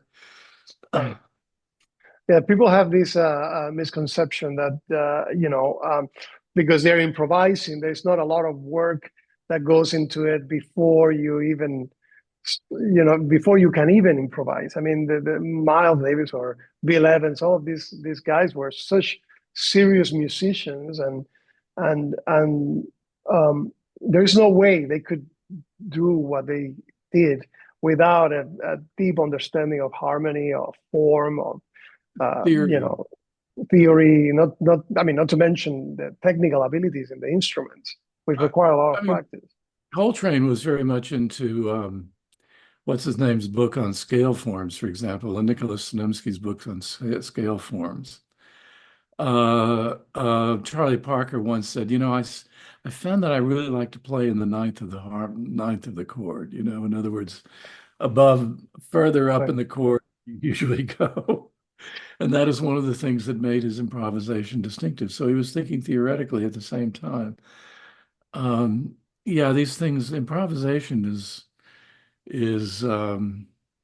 Well, I mean, haven't you gotten, don't you get lost in performances sometimes? I remember I was conducting my piece with the Vermont Symphony once, and it was insanely hard, some of it because it changed meter in every bar, 1 2 1 2 3 1 2 1 2 1. But the last section was in 5/4, very slow, and in the rehearsals I got lost twice. And I said, I've got to count in the performance, I've got to count every single beat. So I got a minute into it. I said, I don't need to do this. It's there. I don't need to think about it. Right, Uh, don't you right. have that in performing sometimes where it just all falls? Yes, yes, yes. I think I've had to deal with that more lately because I've been performing the Well-Tempered Clavier, the book one, in public, and I've been performing it by memory, which is, it's really, really, really hard. I think it's the hardest thing I've ever had to do in my life, technically, because you are dealing with all these voices at the same time. So your entire body is reacts in a way that is so much different to playing Prokofiev or Beethoven's Hammer Clavier or any Huh. piece of music, even Liszt Transcendental Etudes, which I've played before, can compare to what is happening to your body when you're doing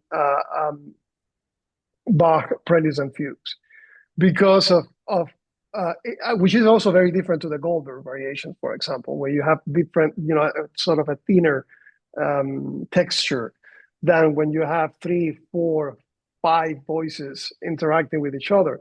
So, so there are some of the preludes and fugues that are very hard to memorize, especially because at some point your concentration, when you're playing for 2 hours, your concentration sort of like goes away, and then you're left in this kind of like limbo, and then you have to sort of try to improvise, which is very hard because Bach demands perfection more than any other composer, because you can't.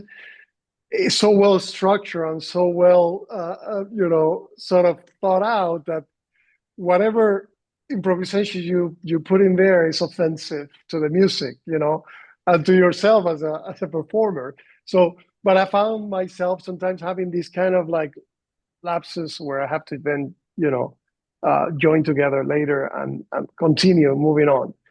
But yes, you're definitely uh, So what you're reaching saying into is you a can't afford to lose yourself well, in less in a composer like Bach than I would say than if it happens in Liszt or Beethoven or some other composer, there's a little more room to maneuver. Whereas in Mm. Bach, because of this, you're saying the counting, you have the counting that goes, everything is integrated in such a tight way. You could, if you get lost in the last movement of the Opus 111, the second movement, perhaps you could just like find your way in uh, and it will not be noticeable, because it has that kind of uh, uh, freedom in there, which you don't find in Bach. So yes, definitely, for sure, there is the you need to have improvisation always in the back of your mind and letting go. The way lines are interwoven and counterpoint is just has to be so precise. And I remember writing fugues in college, and sometimes, you write all these, you try to write like Bach, you write some intricate counterpoint, and then you discover you have 3 beats and a 4 beat measure, and there you you're Right. you're unbelievably stuck at that point Yeah. because you have to unweave everything to Yeah. to get Yeah. back 4 beats. And I once read, that the most common mistake in Bach manuscripts is getting the wrong number of beats in the measure. Though I this did that was a long time ago, and I wonder if that's really could have been what he said. But there is something I know, and that is that Bach revised a lot, and we've lost all the revisions. A professor made a study of pinholes in Bach manuscripts where he penned in revisions, and they've all been lost. Wow. So Wow. his pursuit of excellence and perfection, which was so profound, didn't stop when he supposedly finished the piece. He kept going. Well, I don't even know how he managed to write so much. I mean, he had like 20 Oh, I kids. know. Apparently, his house was always full of people passing by, friends, the people that worked Noisy. for him, compose, helping him, get the manuscripts ready for the performances in a His week. son CPE said the house was always humming like a beehive. That was Yes. praise. So I cannot even imagine where he found No. the time with so many kids and responsibilities and he was a very busy man. You know, Oh, it's he had to unbelievable. It's beyond belief. produce a That's why lot, to me Bach is the greatest of all. He's the most profound, and he was so lavish in his imagination that it's beyond belief, just beyond belief. are you going to write a Bach biography? No, I've done enough German composers. I'm just a composer now. It's all I plan to do. That's wonderful. Anything new that you're working on? Any I commission had a or premiere last year of my best piece. It was an orchestra piece, the first thing I've written where I really felt that I was using what I learned from the guys I was hanging around with for 20 years, especially Beethoven. And I think my best piece now is going to be premiered next year. It's this which is? it's a piece for string orchestra called River. Mhm. Um, and I Is this in your website, in um, janswaffer.com website? Because you have a lot no, of music there that just you put. excerpts. But I think these are my two best pieces after about 50 years of composing. But my other best piece is on YouTube. It's called They That Mourn. It's a piano trio in Mhm. memoriam 9/11, and I'm trying to get that Yes, piece I on. heard that. A beautiful piece. Yes. Um, Yes. yeah, and it's a fabulous performance too.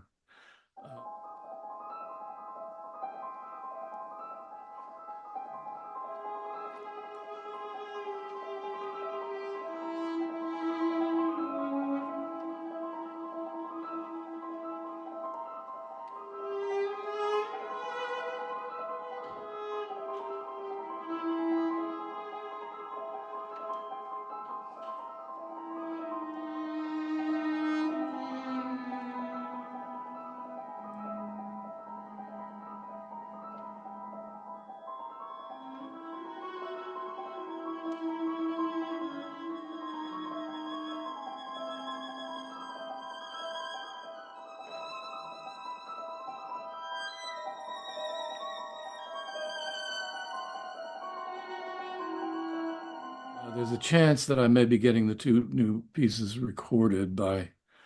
I'm not ready to talk about it yet, but there's a chance the new orchestra piece and the string piece. Nice. I'm hoping Yeah. for purposes of the 9/11 memorial. And it's great to feel that you're writing your best stuff when you're in your late 70s. Yes. It's not, Well, it's you not, said before that you suffer quite a lot when you're writing music, and that writing this, biographies or writing in general is very easy for you, I wouldn't say it's right? easy, it's just easier. Because you have things like grammar and Right. definitions of words, and when you're writing music these days, you don't have any of that. You used to. You followed the rules of diatonic tonality, and then you bent them at will, but they were rules that were ingrained and so forth and so on. You just don't have any help when you're writing music.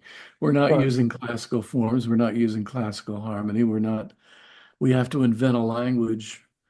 Every time I come back to a piece, I'm writing a new language. And that is so hard. And to tell, Hemingway once, I'm paraphrasing, said, "What every artist needs above all is a built-in shockproof crap detector." And but nobody's crap detector is perfect, and in composition, it is so hard to figure out when you're on track and when you're not. And I think Beethoven's crap detector was one of the best ever because Right. most when Beethoven wrote crap, it's mostly because he intended to at the time, like Right. Wellington's Victory was intended to be junk, and that's what it is. Right. Right. Well, Brahms also was pretty harsh on himself as well, right? Yeah, he threw away more than he let. But Brahms wrote a lot of Gebrauchs music too, vocal quartets, people would sing at home. A lot more of that repertoire from Brahms than you realize. And things like the Liebeslieder waltzes, those are fun and games. I played Uh, that recently, and I had so much fun playing those pieces with. I played it with my brother and this chorale, and it was such a joy performing these pieces. I know I know they're not considered, masterpieces, but I love them. I love I them. think I would rather play them than listen to them. They're a bit schmaltzy for me, but I think to play them would just be Oh, a it lot was so much fun to of fun. play Yeah. them. It was so much fun to play them By and the to way, work on them. you're talking about philosophy and such, but I'll just remind you that you also seem to know about a lot about Woody Herman because Yes, this is I something that love, I'd spent years looking I for. You have told me a what it very was. eclectic, yes, I have very eclectic, you know, taste and I collect a lot of LPs. I have a huge collection of LPs from, American music or jazz, classical records, from, I have them in storage. So I'm a huge audiophile and I love, all American jazz bands, composers. I think these guys were um, incredible musicians. Incredible Oh yeah. musicians. Well, I mean, the orchestra. Robert Levin told me once he mostly listens to jazz pianists. That's what he said. That's mainly what I listen to. Yeah, And I Manny listened to most of said that them. he loves to go to jazz piano performances. Yeah. Um, I have a trio that I perform with, that I started with a friend of mine from childhood. We went to school in Havana together in Cuba, and he's a very famous jazz player and an incredible musician. So we play together often. He's a saxophone, piano, and cello, and he composes a lot of the music that we play, and we try to put there improvisation and it's sometimes the music is very Cuban, very romantic, very. I'll send you a copy of it, but it's yeah, I have I'm sure a that lot does a of. lot for you as a classical pianist too, to go Oh, I into love that it. Yes, world and improvise. And yes, I absolutely. would imagine that it loosens you up. I'm saying all this is a terrible piano, notoriously No, no, no. bad. You're absolutely right. I've learned so much from collaborating with these jazz musicians. A lot about. I think perhaps this is why Gulda, at the end of his life, after recording all of Bach, Beethoven, and all the classical piano music repertoire, he decided that he was going to just like dedicate to jazz. There is an element in jazz that is very much alive in the music of Mozart, Beethoven, Schubert, and which is that rhythmic element, the rhythm and the harmony, the way they come together. Because I feel like a lot of pianists, a lot of modern interpreters, is all about self-expression, and you have your own truth and your own tempi and your own phrasings. And for jazz musicians, that's not the case. Your phrasing, your tempi, your harmonies is all linked to whoever you're performing with. So that has to be. It's very well structured and it's Yeah, very yeah, collaborative. right. And sometimes even Oscar Peterson said, like, sometimes I like to play without the drums because I want to just like relax a little bit. And you can see that he explains that, sometimes when I'm playing by myself or just with the without the drums, just with the bass and some other instrument, the tempo kind of fluctuates. Whereas when we have the drums, we just have to That's very we have interesting. to and I find that rhythmic element to be such an important thing in Beethoven's music. I hear it when Gulda plays it, when Serkin plays it, when the old pianist I had a. heard, I don't know, I wonder how you feel, but I heard Chick Corea once playing, I can't remember if it was a Mozart sonata, it may have even been Bartok. And regardless of what you might say as a classical pianist, I felt his rhythm had more integrity and energy Absolutely. than I'd ever heard from a classical player, or than I usually heard from a classical player. And it's Yeah, because yeah, he's a jazz musician. His yeah. rhythmic sensibility is He so he important. will not let go of that. He Yeah. recorded the well-tempered clavier as well. I think he Chick recorded Corea a recorded lot the of. whole Well-Tempered. Yeah, yeah, yeah, I yeah. didn't know that. Oh, I have Yes. to. Unless I'm confusing that with Keith Jarrett, that could be a you know, but I'm almost sure that he did that, unless it was Keith Jarrett. I know that she recorded a lot of Mozart concerto, Yeah, I know and he did that. but maybe I'm confusing him with his recording with Keith Jarrett, who also did a bunch of, uh, of classical pieces. But that element is always there. The rhythmic element is always there, and this is like actually a link that you find all the pianists, the old pianists that we have the records from the 20s, 30s, 40s. They all have, even Horowitz, that was so eccentric. You hear Horowitz play Beethoven and Brahms, and you can set a metronome, and you hear him play Bach. You know, the same thing. That the difference between these pianists is that they are so expressive within this kind of frame. They're all different. But it reminds me of Chesterton's book Orthodoxy, where he says that only in orthodoxy you can be completely free, because outside of orthodoxy you're just lost, and there's something to it. I guess something to it in Beethoven's music as well. You're Stravinsky said the you're same thing, by the way.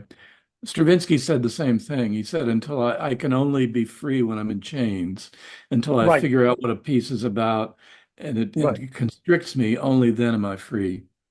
right. Right, this kind of paradoxical elements that freedom comes with a strict discipline and adherence to forms.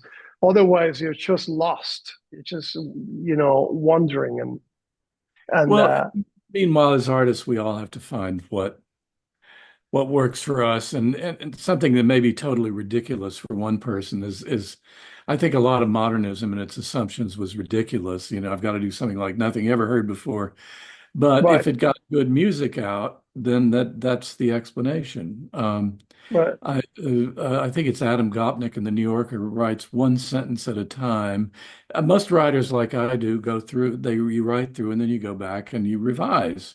He revises a sentence at a time, and when he gets to write the last sentence, he's done. I've never heard of another writer who does that. It sounds completely insane to me, but right, it's what happens to work for him.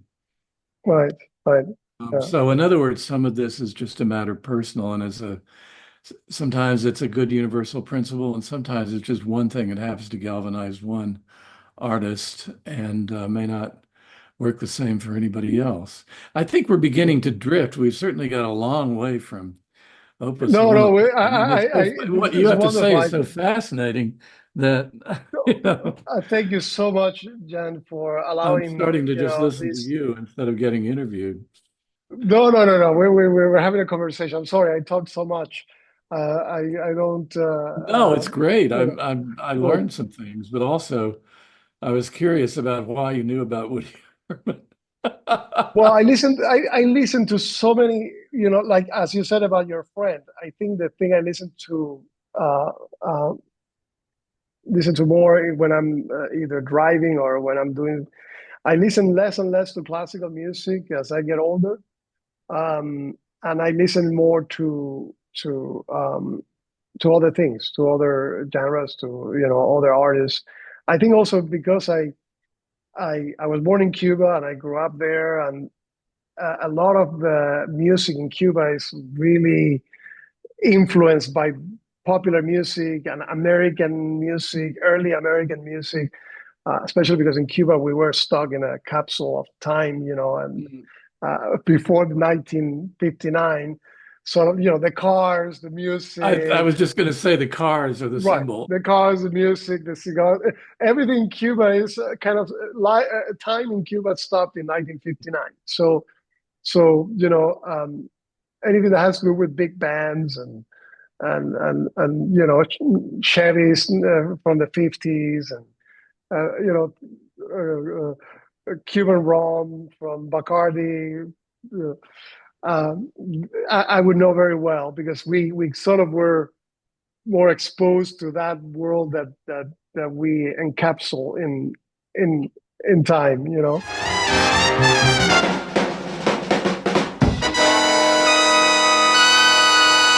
boo bill bop boo boo doo doo doo ba dum boo bum doo doo doo doo doo bill bop doo doo doo ba ba da ah ah ba boom doo bill bop boo boo doo doo doo ba dum boo bum doo doo doo doo doo bill bop doo doo doo ba ba da ah ah boo doo doo doo doo doo doo boo doo doo doo doo doo doo ba boom doo bill bop boo boo doo doo doo ba dum boo bum doo doo doo doo bill bop doo doo doo ba ba da ah ah.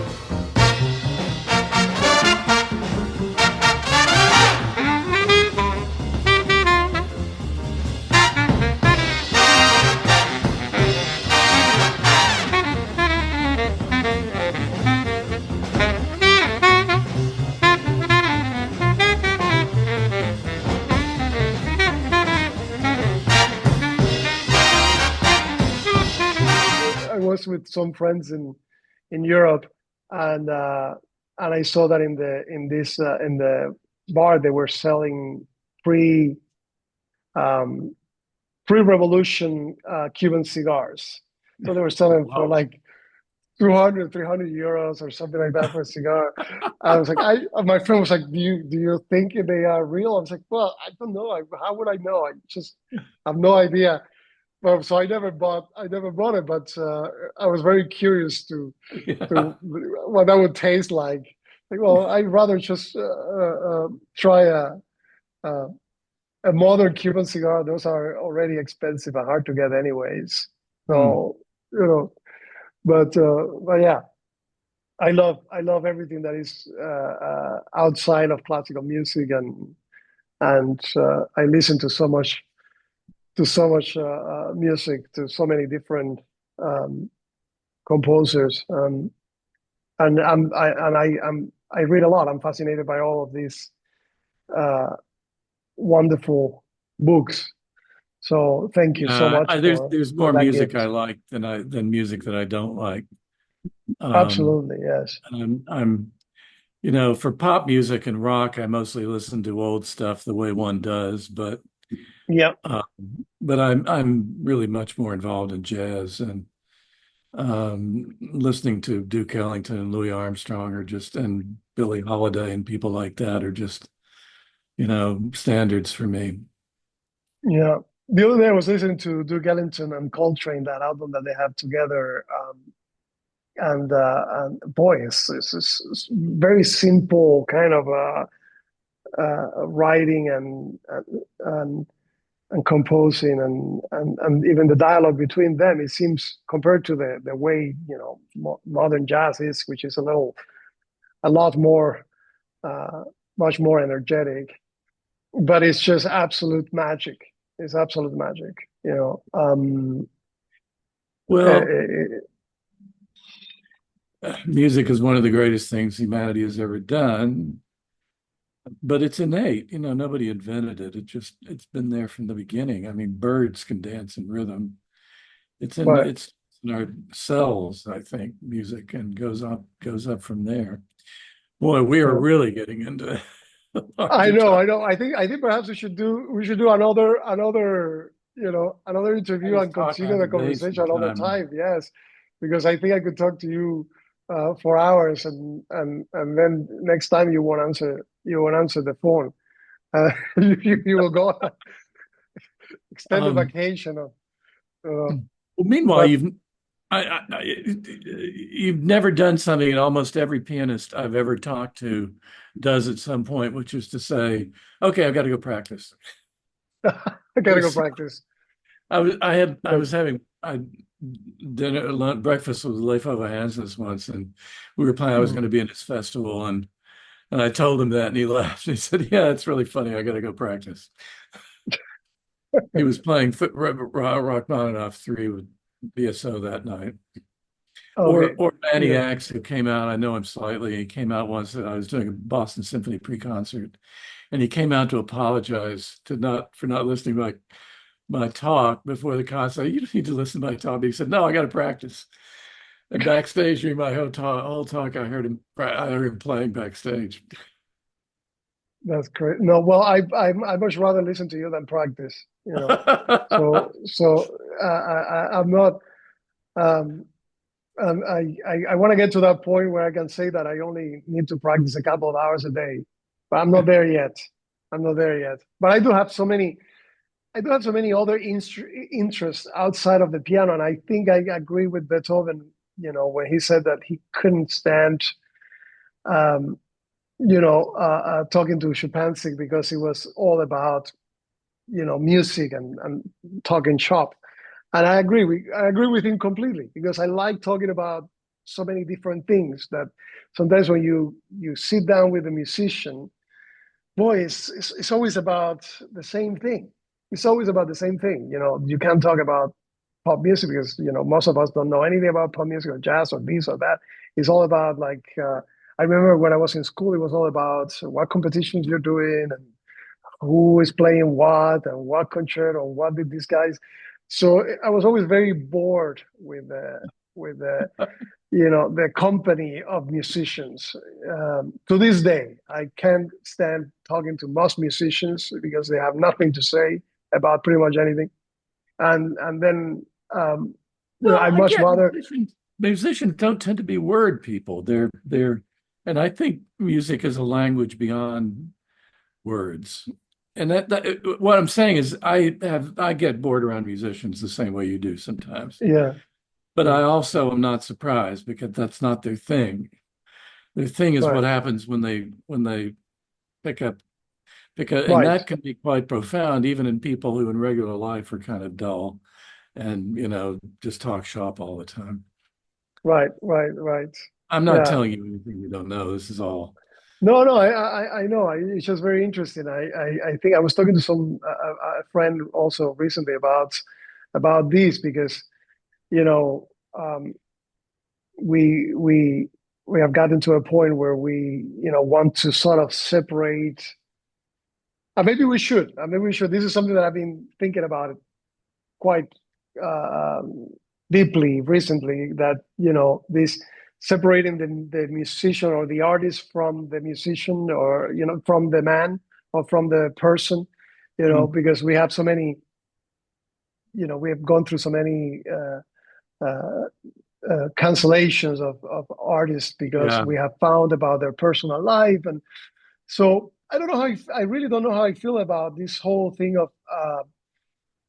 um, of separating one from the other. I know that Ortega y Gasset in his book the Meditations on Don Quixote, he said that it's impossible to understand Cervantes Don Quixote if you don't know everything that is going on around Cervantes in his personal life and in the life around him at that time. It's impossible to separate Well, them.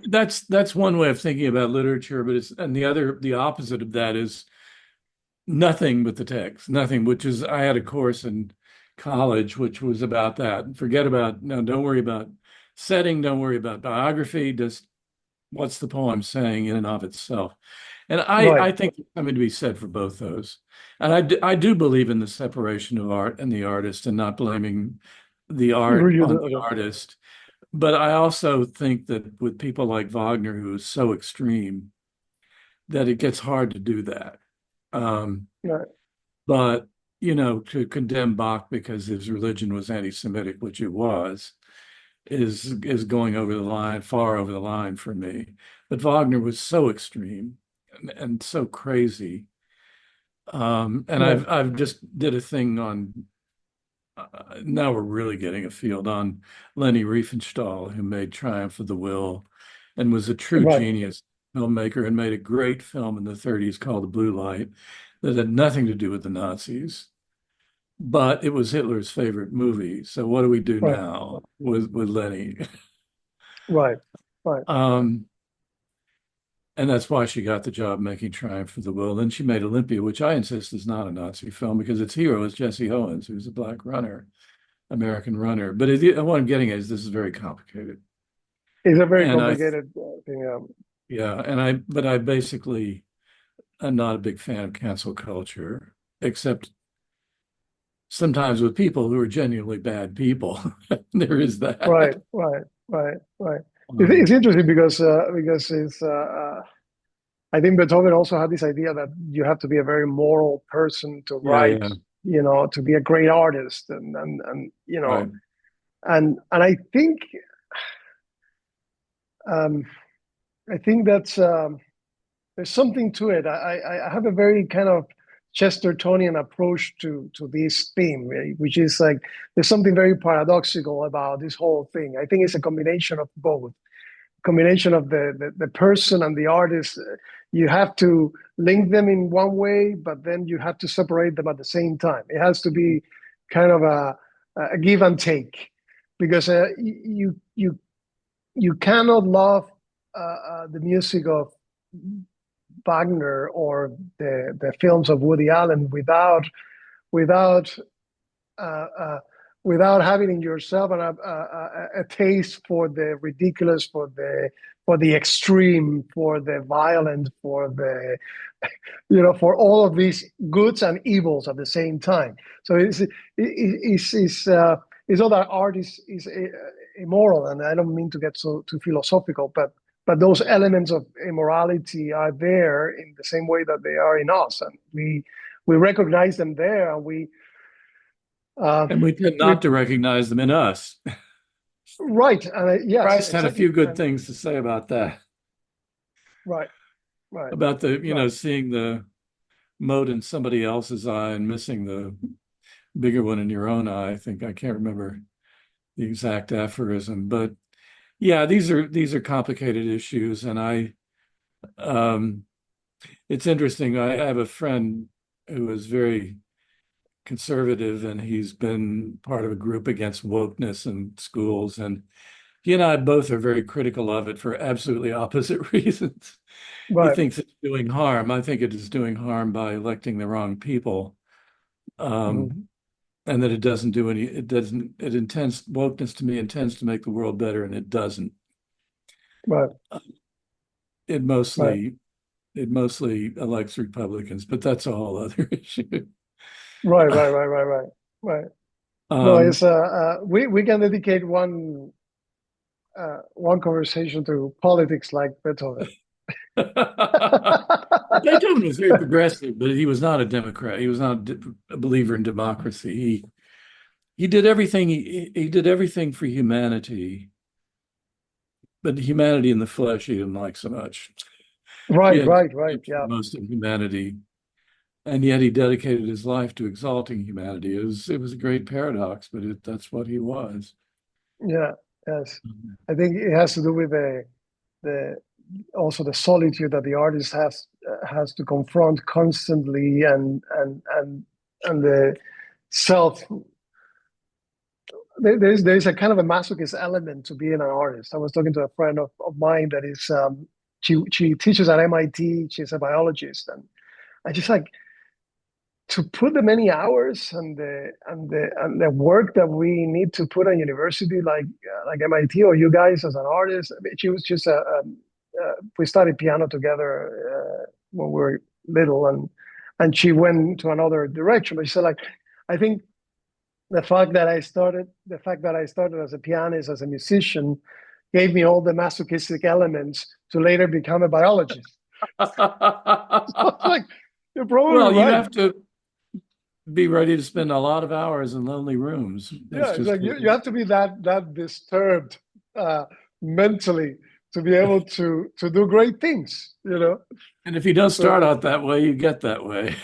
and if you're exactly you get that way. But I'm just there's that kind of element in all of us that is that just it's it's very hard. It's very hard to be And I think a lot of people who may have a lot of talent and ability aren't going to make it because they just can't stand that isolation, and they can't stand, yeah or I think Glenn Gould he had a whole lot of philosophy about recording is why it was better than live performance. I think it's just that he didn't have the nerves to perform live. I think that's right. really it.